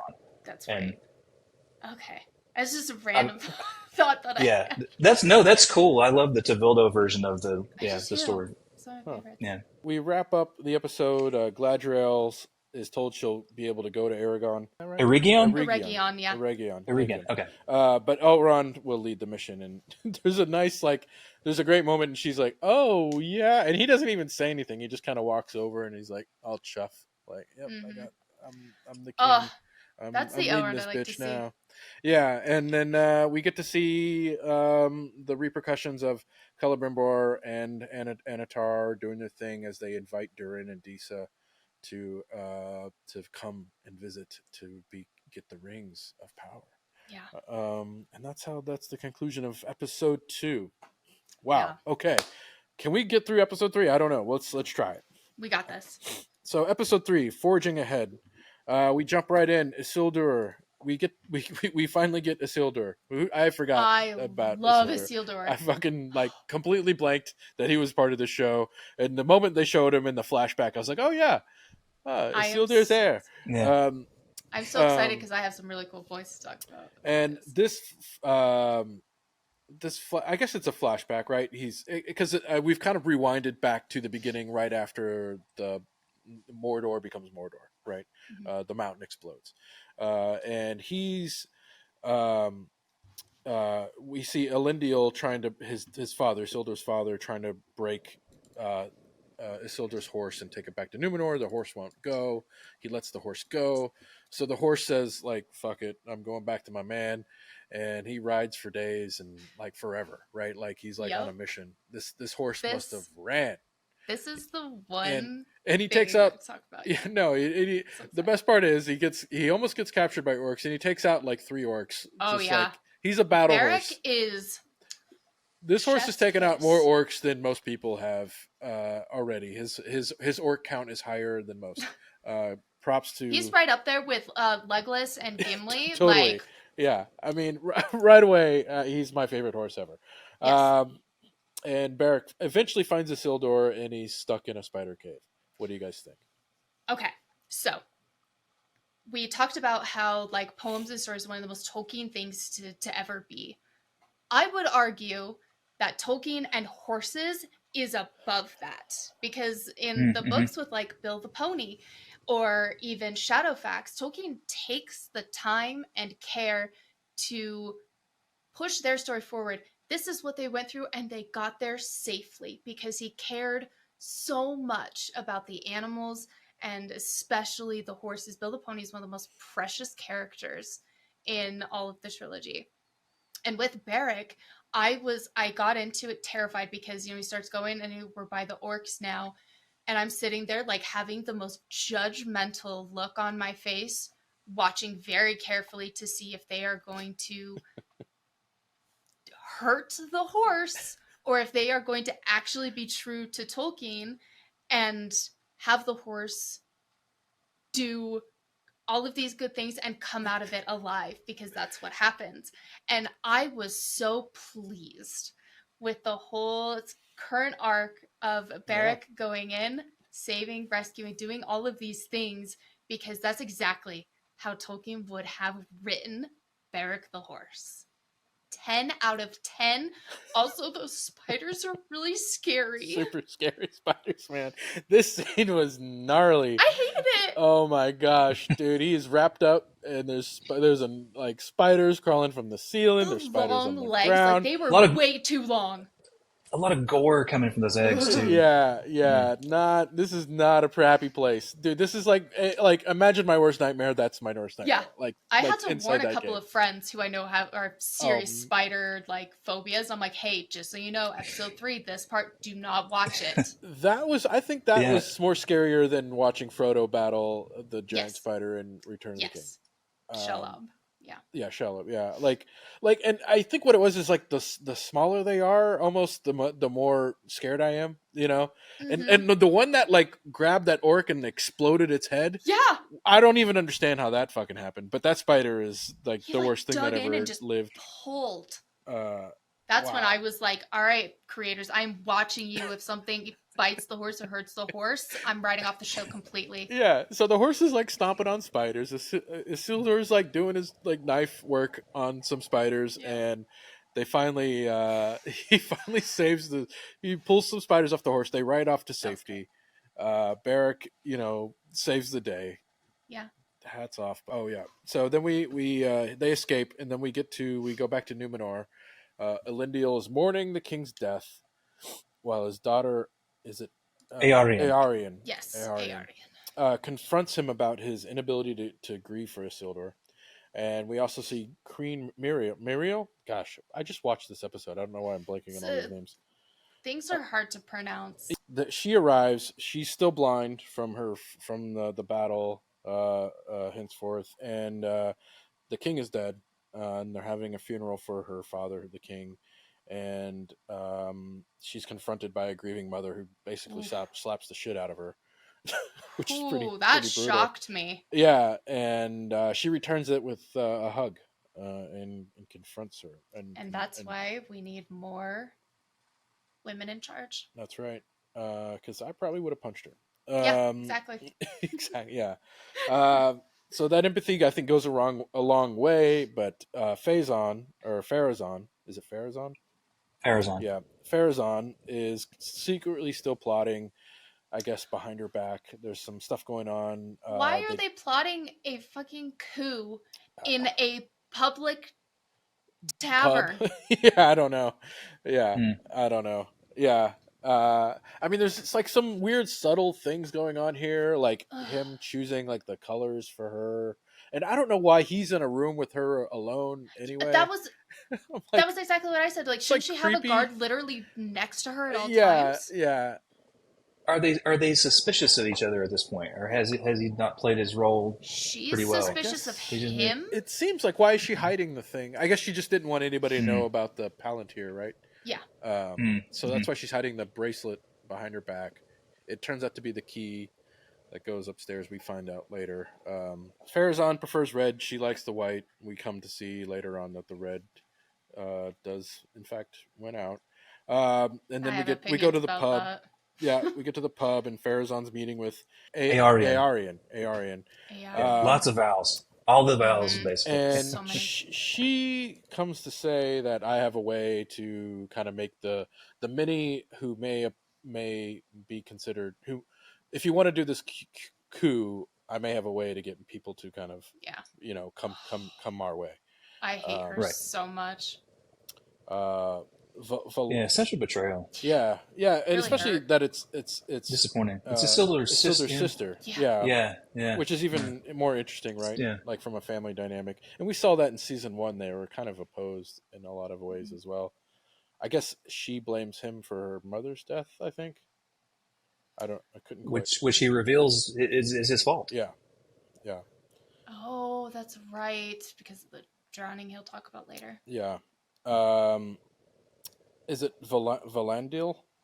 I don't remember this. Valandil, his friend is Yeah. That's I was trying to remember this character. I guess I don't know if it's he looks older than he did from last season or something, but I was like, man, you look different.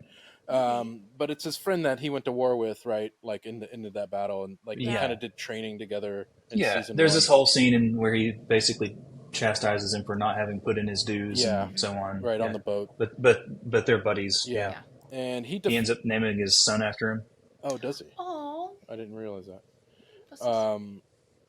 But he kind of confronts the table and kind of like and like that pompous little kid who he's the definition of an asshole. Like he even looks like it. Yeah. There's a bit of like, male, like who's his bigger moment. He puts his hand on his like, hey, we could take this outside if you want. And Kimmin is the little kid. Yeah, he backs down. He's like, no, and then they get back. You're calling him a little kid. We were talking. I about know, but he just comes off as like a little brat. Farazan's son, right? Yeah. Farazan's son. Yeah. He just comes off as like a little snot browsed kid. Yeah. He does. Yeah. Very Percy Weasley vibes. Yeah. Oh, yeah. Yeah, totally. Yeah. And as it shows that she's like that bracelet she unlocks to the door, and she reveals that the Seeing Stone is gone, which is what Arian has been talking about this whole time, that she has it. She stole it, and I couldn't remember. Do you guys remember? I don't remember how she got to it from season 1. They kind of showed it in the flashback, but do you remember why she had access to that room? When by she, do you mean Arian or Muriel? Arian. So Arian is, she's drawing a picture of the Tar Palantir, the king who's dying, sketching, and he wakes up, but he's not completely lucid and thinks it's Muriel and mentions it to Arian, and she discovers it in that way. I believe is what happens. But wouldn't she need the key to get up to the? Like, I guess I'm like, she just knew where to go. I think he points all that stuff out to her. Oh, okay. And it's like, you need to go, or some sort of scene with the urgency as he's dying. Yeah. Because they're scared of elven artifacts, very much so. And there's he isn't. He's not. The people are. And Muriel, that's the essence of what's going on here, is the politics of being pro-elf or anti-elf. Well, and I guess I'm confused, and maybe help me out here too. So the Palantir in the season 1, she placed her hand on the Palantir, and it shows the destruction of Numenor, right? Like it shows the wave, the wave. And did that happen? No, it didn't, right? Nope. When they came back, it was just the king had died was the problem, right? Yeah, because we thought that's what was going to happen. She's going to come back to the destruction, but it wasn't. Father. But she hadn't. She thought by going to fight the battle against the orcs or whatever. I forget what the name of that battle was, or what if they even had a name. That would be the good deed that could maybe turn the tide and bring the elves back to Numenor, which would stop the wave, right? That's kind of like her thinking. That was her reasoning for going to war. Yeah, essentially, yes. A return to tradition with friendship of the elves. Right? Yeah. So, and I guess that didn't really come to play here, right? Like, there's like, it seems like they got their ass kicked. They come back home licking their wounds. They don't have a relationship with the elves. Nothing went well. And the Palantir's gone. So for considering 3 strikes you're out, this feels like nothing's going right for our blind queen. But it would be interesting to see if the vision had changed at all. But I guess we won't be able to see that. We haven't seen that yet. Spoiler alert, Drew. That's what's going to happen to Numenor. I wasn't going to say anything. Damn it, spoilers. We should all prepare. I think most things like that, I think that they do show kind of comes to fruition, I feel like, and for the most part. Even the Shire, when they showed it burned, like it did get jacked up, right? It did. It did. They just didn't show it in the movies. I'm pretty sure because they've recorded and done it, but they didn't put it in even in the extended edition. Yeah. So, I mean, most of those visions usually come to play. We get to Adar. Adar's preparing for war. He's preparing his orcs to fight against Sauron, even though all the orcs are like, but is he alive? Is he dead? I thought we killed him. And there's an interesting scene, which I'm not sure if we need it. There's a scene that shows a little bit of the human side of the orcs, including one turning like his like second in command, turning to his baby wife orc? and a baby orc. I'm glad you're bringing this up. Yeah, so I guess what's happening here? Do we want to care about orcs? Do orcs Yes, have because families? I think that confused everybody.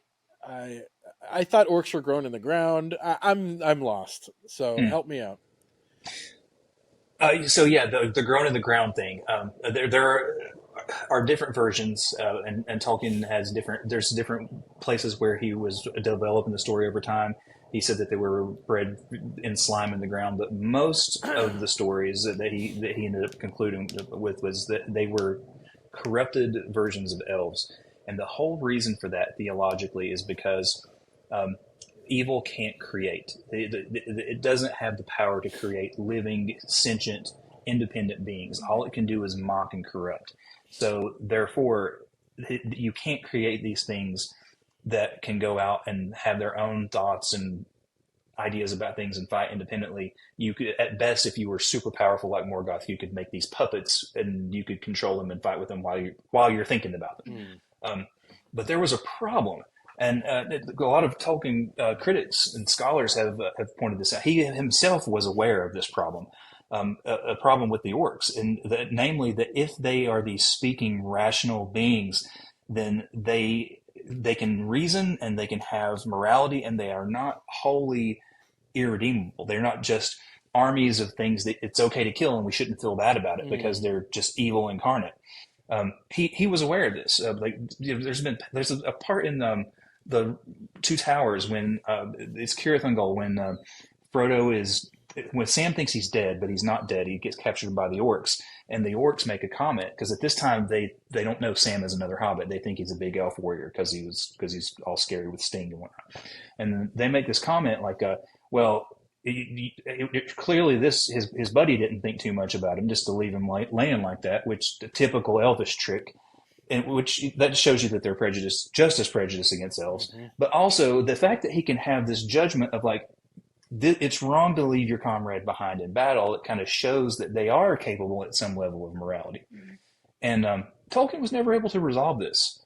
There's not a satisfactory resolution to it in the books. It is what it is. And I think that showing this in the series shows a level of sophistication, of awareness of this. And even if there isn't, just as in the books, there's not an answer to it.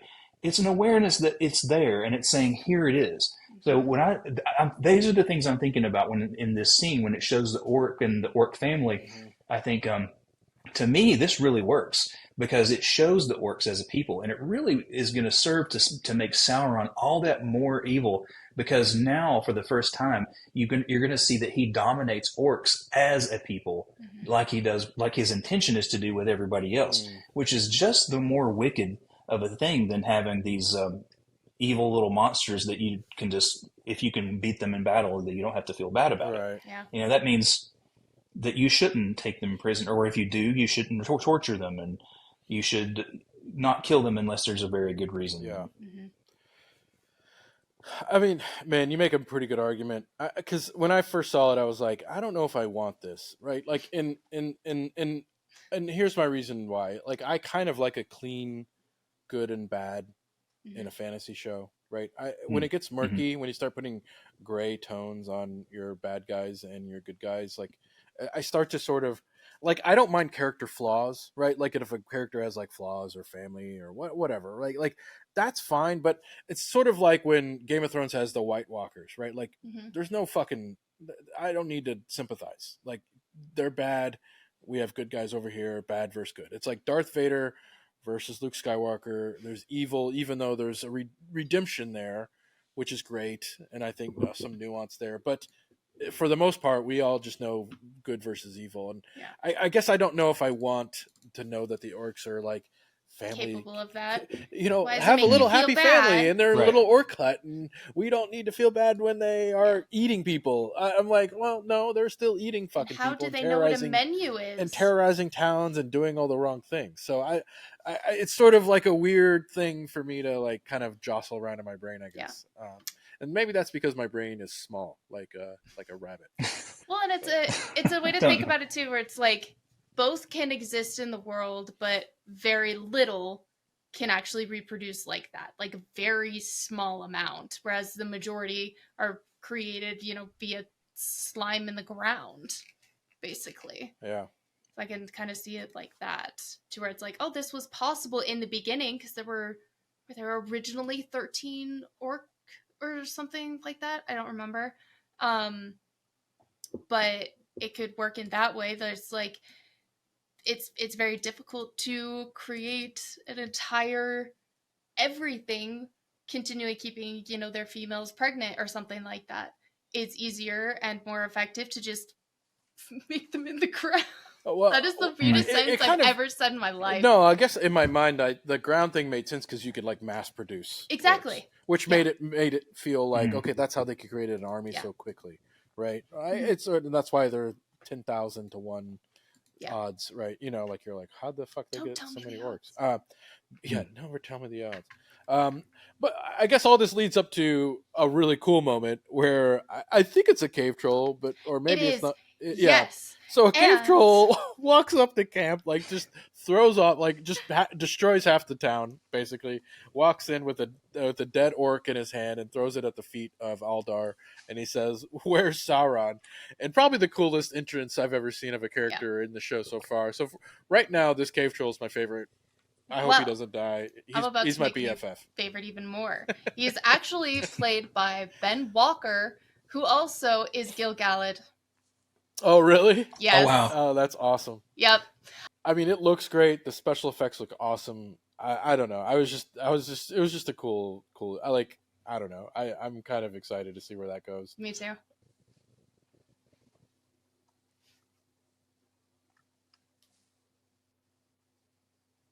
Cool rings of power, and your cave thing will be fixed, right? You'll get light again. Like, I don't know how the fucking rings are going to do that, but that's how that's going to work.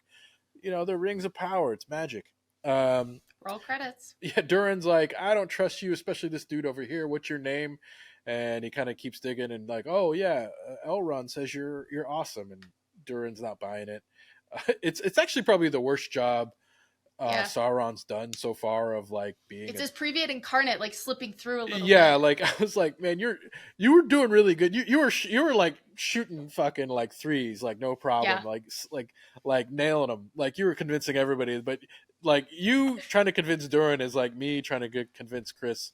Like I actually know anything of what I'm talking about when it comes to Lord of the Rings. So you know what I'm saying? Like it's not a convincing argument. Even in Durin, so Durin's not buying it, but he agrees to consider the offer and take it back to his king. Do you guys have any added thoughts here? No, that's pretty much the same thought I had, honestly.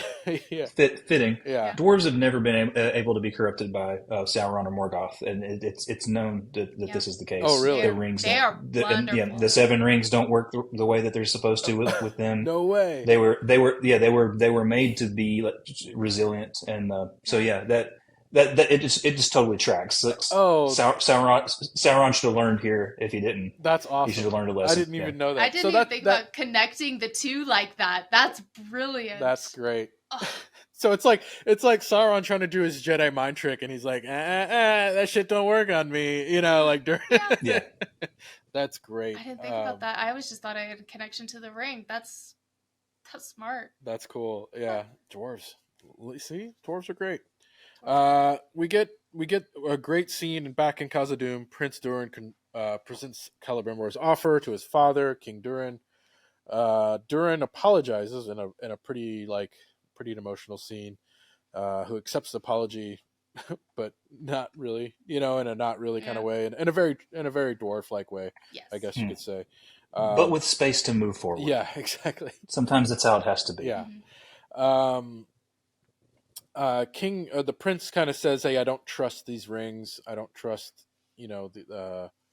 this. I guess, and I don't know if he name drops Anatar or not here, but yeah, he basically says I don't trust him. But I guess it kind of ends there. But the king, I think we see later that the king accepts the offer. We then go to Isildur, and we finally get the scene with Arondir. Arondir, that was the most elvish entrance I've ever seen, and I was Totally. screaming with excitement. Yeah. So Ugh. Isildur and Estrid like fall for the oldest trick in the fucking book. Yeah. It's like I was Yeah. like Injured old man. it's like Didn't you guys play Red Dead 2? Oh, for real. like I was like, damn, Isildur, you've lived on that island way too long. You have no fucking clue how the world works, Yeah. do you? Like it was sort of like I was like, even Estrid is like, I wouldn't go over there, bro. You're pretty fucking stupid if you go check out that dude. Yeah. And what does he do? He goes checks out that dude and gets his He ass checks out the dude. and he gets his ass beat. It's a trap. They're getting robbed. They're about to get probably either raped and killed or whatever. And then, like you said, Yeah. full elf mode, arrows everywhere, blows into the back of a thing and explodes out of it like a trapeze artist. Lands full superhero mode and kills like 3 other dudes with very little problem. Ishmael Cruz is one of the coolest people. I love him. He's a badass. He really is. Yeah, total Yeah, badass. he's a great elf. Yeah. One of the best. Yeah. Yeah, I hope to see more of that. What you just did. More. I want more. The horse, they steal the horse, which is sad. Isildur wants to go after his horse, but Arondir is like, no, I'm going this way. If you want to follow me and live, come with me if you want to live. Arondir attends his wife's, or I guess they were never really married, but what's her name? Bronwyn. Her funeral. Yeah. And this was like a weird thing. Like I had this surprised me. Okay. I didn't know. I do actually kind of have an answer for this. Yeah. How did she die again? So the orc arrow killed her. Is that kind of technically they explain it how she died like in this episode with like there's like some poison kind of things in the arrow and she eventually succumbed to her injuries, but she died off screen between season 1 and season 2. Yeah. But that's because the actor is a really big activist for a lot of things. I'll have to kind of like the list of things that she does, but she's phenomenal and decided not to come back for season 2 to focus on her efforts with what she's doing. So that was she's awesome. Choice. So good for her then. I mean, I was with you, Chris. I was like, she died. What's happening? Yeah. What is happening here? Yeah, surprising. I had to even refresh. Like they even showed her face for a second. I was like, oh yeah, that chick. Like that moment too, like in the show. But her awful son is still around. Yeah. Oh, he's such a Theo. dick. Theo is his name, I think. Theo, yeah. If he's not gonna be one of the Witch Kings, I'm gonna be pissed. Oh, you think he's going to be one of the really? Nazgul? Really? Yeah, one of the Nazgul. Wow. I think that's what he's going to be. That would be interesting. I could see that. Yeah, wow, that's my big wish. That's cool. That's a good. Saying it now. That's a good. That's theory. Good. If he gets a redemption arc, I'm going to be pissed. I want to be evil. No. Yeah. Well, yeah, we'll see. Well, somebody has to be the Nazgul, right? It's true. Somebody does. Yeah. Somebody has to. I mean, yeah. And they're making the 9 rings. They're gonna have to show it. We're gonna see, right? Exactly. I think you're onto something. Yeah, you might be onto something. Yeah. Well, he's insufferable as ever, rejecting any comfort that is given to him from anybody. Like he's just a complete douche.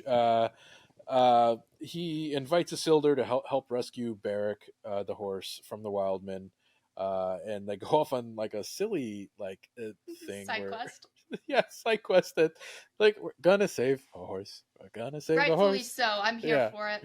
Yeah. I'm thinking treatment. Start talking shit about that horse after listening to Aundawyn's story from early. Come on. No, I mean I'm all for saving the horse. I guess it just feels so random. Like everything else has felt so like groundbreakingly epic. Well, like as a scene, like every scene seems to matter. Like every discussion about like we're gonna do this with the rings or this is how, and then this one's like we gotta go save this fucking horse. The reason why is because of what happened at the very end of the scene. Yes. The Entwives. Yep. The Entwives. Yep. So real quick, we get to see right before they take off for their quest, we get to see Estrid burn off Sauron's brand from her neck. So we assume that means she's like she did some bad shit, but she's like turning a corner. She bent the knee basically, to survive. Mm-hmm. So she feels guilty for doing that, and I'm like, yeah, don't feel guilty, girl. You gotta do what you gotta do. I was very grateful for that. Yeah. And then while Isildur does succeed in freeing Beric, Theo walks up to the camp and is like, "Hey, I'm one of you guys," and they're all like, "Are you? I got this cool brand." And they're like, "That's not the right brand, dumbass." And he's like, "Yeah, but it's cool." I've done more for Adar than you ever have. And it's like, well, technically that is true. Yeah. I was like, man, is your IQ like 0? I don't understand. Yes. like someone put an arrow in this kid's face. He gets captured, and he yells for Isildur. Isildur. Isildur's turning around, and we start to you said it, the Ents make their we don't quite see them, but we know there's one in the trailer. Oh, is there? Okay. The beautiful flowers. This will be the one and only time one of the Entwives. Okay, see the Entwives. There is a moment though. I'm wondering, like, did an Ent just throw an axe at a dude and kill a dude with an axe? Someone killed somebody with an axe, and it wasn't Isildur. Because he was off running away on a fucking horse. I was too excited about trees moving. So I'm thinking an Ent just threw an axe at a dude. Probably. Like this tiny little Ent child just like... Yeah. That would be so I was cute. like, well, shit, they can throw weapons. I'm down. But we see Ents. Ents and axes don't really... You know they don't, but we'll figure that out. I'm just saying, an axe killed that dude that was holding Theo, and I don't know who fucking threw it. That's good. That is a good point. And the only thing, the rest of the death is by Ents, so I don't know. So that's cool. I don't know how that's going to play. Somehow it will play into the show. You guys have any theories? I don't know. They didn't really show anything except Theo getting pulled away. But did Isildur get away? I'm blanking now. They didn't show him getting away, but I don't think he's going to. He's going to go after Theo. Yeah. But Theo we don't know if he got killed, but he got off screen carried away. Yeah, carried away. Yeah, he's going to be in the hands of the Entwives, which that's probably going to be fine. Oh, that's going to be that's going to be good people. Yeah. It's going to be a long wish fulfillment sort of thing here for Tolkien fans, because you don't even get to see them in the books. You just get to hear mention of them. Oh, wow. Yeah, they've lost them and they don't know where they are. Got separated. Yeah, a long time ago, the Ents and the Entwives. Yeah. Oh, okay. They haven't seen each other for years and years. And Treebeard asks Mary, like, "Have you seen any Entwives in your country?" And because he's just curious, and that's so heartbreaking. Wow, to have them just be missing. Because we have no idea what happened to them, where they went, or if any of them still exist. Nothing. In my headcanon, just because I don't like to be sad about it, otherwise, I think they do live in the Shire. Think so too. Because there's a conversation in The Green Dragon where they're talking. It's like Sam and Sandyman the Miller and whatnot, and he's talking about how his cousin saw a tree walking, and Sandyman says, "Well, that's just nonsense." He says, "But it was an elm tree walking 10 yards to his stride if it was a mile, and there ain't no elm tree on the moors." And Ted's like, "Well, then he can't have seen an elm tree then," and they all laugh. That's a good headcanon. But if you think that there's some sort of truth in this story that his cousin did see an Ent, maybe it was an Ent. That's awesome. Oh, wow. I'm gonna use that now. That's cool. I love that. It helps me get through. That helps you cope. One of the things, though, that I will commend the show on doing is something that's also been lacking in a lot of media is color. There has been a significant lack of vibrancy lately in TV shows and movies. And when we go anywhere that's, especially in regards to like the elves or even the dwarves, they have such vibrancy and actual color that is not dimmed by brightness. And so there's a really good visual distinction between, the evil and the good, especially in regards to the color and the details within their clothing and everything like that has been a really nice breath of fresh air to see things with color.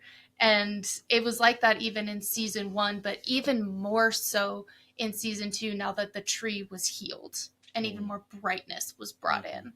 And all the golds and turquoise green colors. Yeah.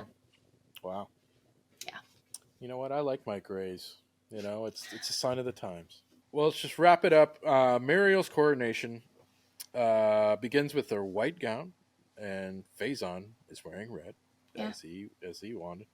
The voices. She walks out, and right away, right before she's about to pick up the crown or be coronated, Like scepter thing. the scepter, people are speaking out, not happy, yelling obscene things, and right before she's about to, like, she starts speaking, and everything she's saying is great. She's like, hey, Yeah. you could be for me, or you could be for your country, you could be for, whatever, but don't do it for you, don't be speaking out, just because you want to, Be heard.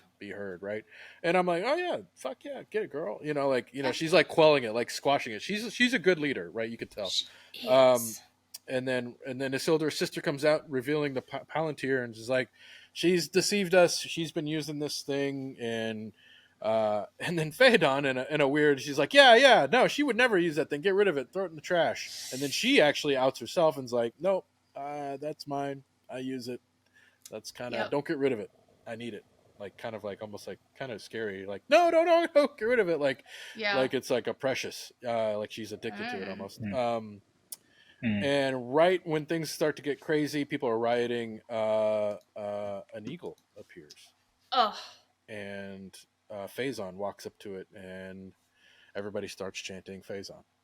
That And poor eagle was probably just like, I'm here to give approval to my queen. What is this guy doing here? I'm very confused. Like, those politicians, as they Yes. do, manipulated that situation so aggressively to make it look like that eagle had chosen him.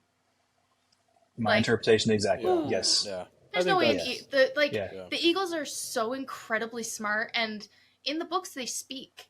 And I'm sad that it makes sense that they don't hear, because then they would explain what they were there for. But I remember them speaking too, which was kind of weird that it didn't say, like, no, not Yeah. you, the other one. Yeah. Like, get out of Yeah. here. Or like Like- take them and throw them off the roof, and they're like, yeah, no, you're good. the poor eagle is probably just like, I was just told that I was supposed to come here and show my face. I'm gonna leave now. Yeah, it's a very, very, like, a very awful moment, Yeah. from a like politics standpoint. Obviously, we don't know how it'll play out. Obviously, Faison is just a corrupt douchebag, Yeah. and probably won't be a good leader, which will lead to the downfall Of Numenor. of Numenor. Yeah, so, Oh boy. we can see that coming. Anything that you guys want to add there on that? I don't think so. The last part, we get Anatar and Celebrimbor forging the dwarven rings. We see Mithril being handed to Celebrimbor by King Durin, and with Prince and Disa. Prince Durin and Disa are also present. And right before Celebrimbor puts the mithril into Anatar says, like, no, give it to me. I'm going to do the thing. So he gives Anatar the mithril, and Anatar closes his eyes and whispers something under his lips and drops in the mithril. So we don't. That was This good. is bad vibes all over. Yeah, Yep. totally. Yeah. He puts his bad juju on that shit, and then the rings are made. So yeah, it kind of ends on that. You guys have any thoughts? I think it was smart to do the first 3 episodes, because it brought back every single storyline and caught us up on everything. I think that was very smart. Yeah. I think that was very, very smart. Yeah, I mean, good to end it there too, because we know that the rings get created and a little bit of what happens, and we get to see this story now. Yeah. I'm interested to see, of course, there's 7 rings for dwarves. Are both Durins going to get one? What's that going to look like if so? Or is there just going to be one, and then there's strife over it? And I think it's the strife like, over it, because the trailer, the son is yelling at his father, take off the ring.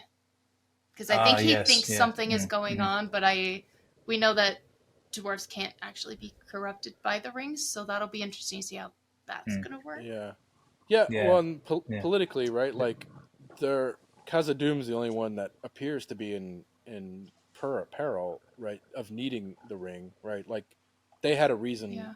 to get the ring, which is also strange because Sauron knew of that, right? Like it's Mhm. weird that everyone knows. Like it seems weird that he knows so much of what's going on around Middle Earth, right? Even though he doesn't seem to like Yeah. travel anywhere, or it's not like he's getting ravens Yeah. Yeah. on the hour on shit. So it's No, he has to. It seems like there are shadow people that are working for him already. yeah. Yeah. That's the Yeah, only explanation, I hope really. they explain that because otherwise he's just very. It seems almost all-seeing, which is kind of strange, Yeah. considering he couldn't find two hobbits running around for a while, and didn't have any idea where they were. Um, yeah, and then so at some point we're gonna have to see how the other dwarves get their hands on the rings, right? The other dwarf kings, so Hmm. that may come into play, and then obviously the nine rings for the men, right? Yeah. So that's still to come. I'm Right. assuming this season. Yeah.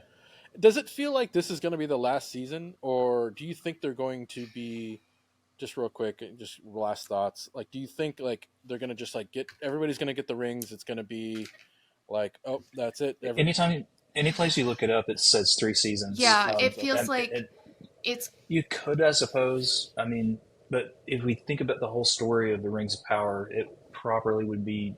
It would end where the prologue for the Fellowship of the Mhm. Ring begins, because the second age ends with that battle. So you think And it'll? but we would, Yeah. Mm, Because then we can yeah, see the creation of the Nazgul and like the kind of like the rest of the battles for actually destroying Sauron. Because there's no way they could get all of these ducks in a row to be able to now destroy Sauron. It's going to come to a point where they all finally realize this is what we need to do, and now we're ready to do it. mm. And that's when the third season is going to come in and then to kind of speed up that process, fight him, destroy him, and a little bit of mm. like we're going to just like show our way Yeah, into the beginning of the trilogy or the yeah. Hobbit. Like this season could There's a end. lot of Numenor story that has to take place too. That's true. Yeah, Yeah, yeah, That yeah. is This true. season feels like because it could end with him creating the One Ring, right? Like it feels like that's the way this. I think that's how the end of season 2 is going to Yeah. be. I think that's how it's going to end. Yeah, I'm with you guys. This so far these first 3 episodes are really strong. I'm really liking this. I much more than the first season. I had. Yeah. Here's the thing. It's like I equate like when I watch a fantasy show, I equate it to like pizza or sex. Like it's even bad fantasy is good, right? Like just like bad pizza is still good or sex, right? Like it's like I like it, right? Like so it could just be awful, and I'd be like, I'm watching fantasy live action being brought to And I'm life on happy. television, and I love it, right? Like I just like Yeah. this. I like living in this world of Yeah. elves and orcs and wizards, and you know what I'm saying. Like give me like I will eat it with a spoon all day long. So I can't wait to do the rest of the season. We got 5 more episodes of the Rings of Power season 2, and that'll do it for today. But we'll be back next week to talk about episode 4. Thank everybody for listening. Thank you, thank you, Chris, for joining. This was a pleasure. I can't wait to nerd out more with you guys next week. And if you're liking what you're listening to, if you're digging this at all, don't forget to leave a comment, or if you want to leave a rating on our show. It kind of helps people like you find us and nerd out with us. And which is always great. And as always, go check out CouchSoup.com and support us. If you want to become a member there and join our awesome community of nerds, you get to hang out in our little community. We have awesome perks and all the stuff you could ever want by being a part of a great community like ours. And if you in supporting CouchSoup, you support us. So that's that. Till next week, thank you everybody. We'll see you back at Middle Earth.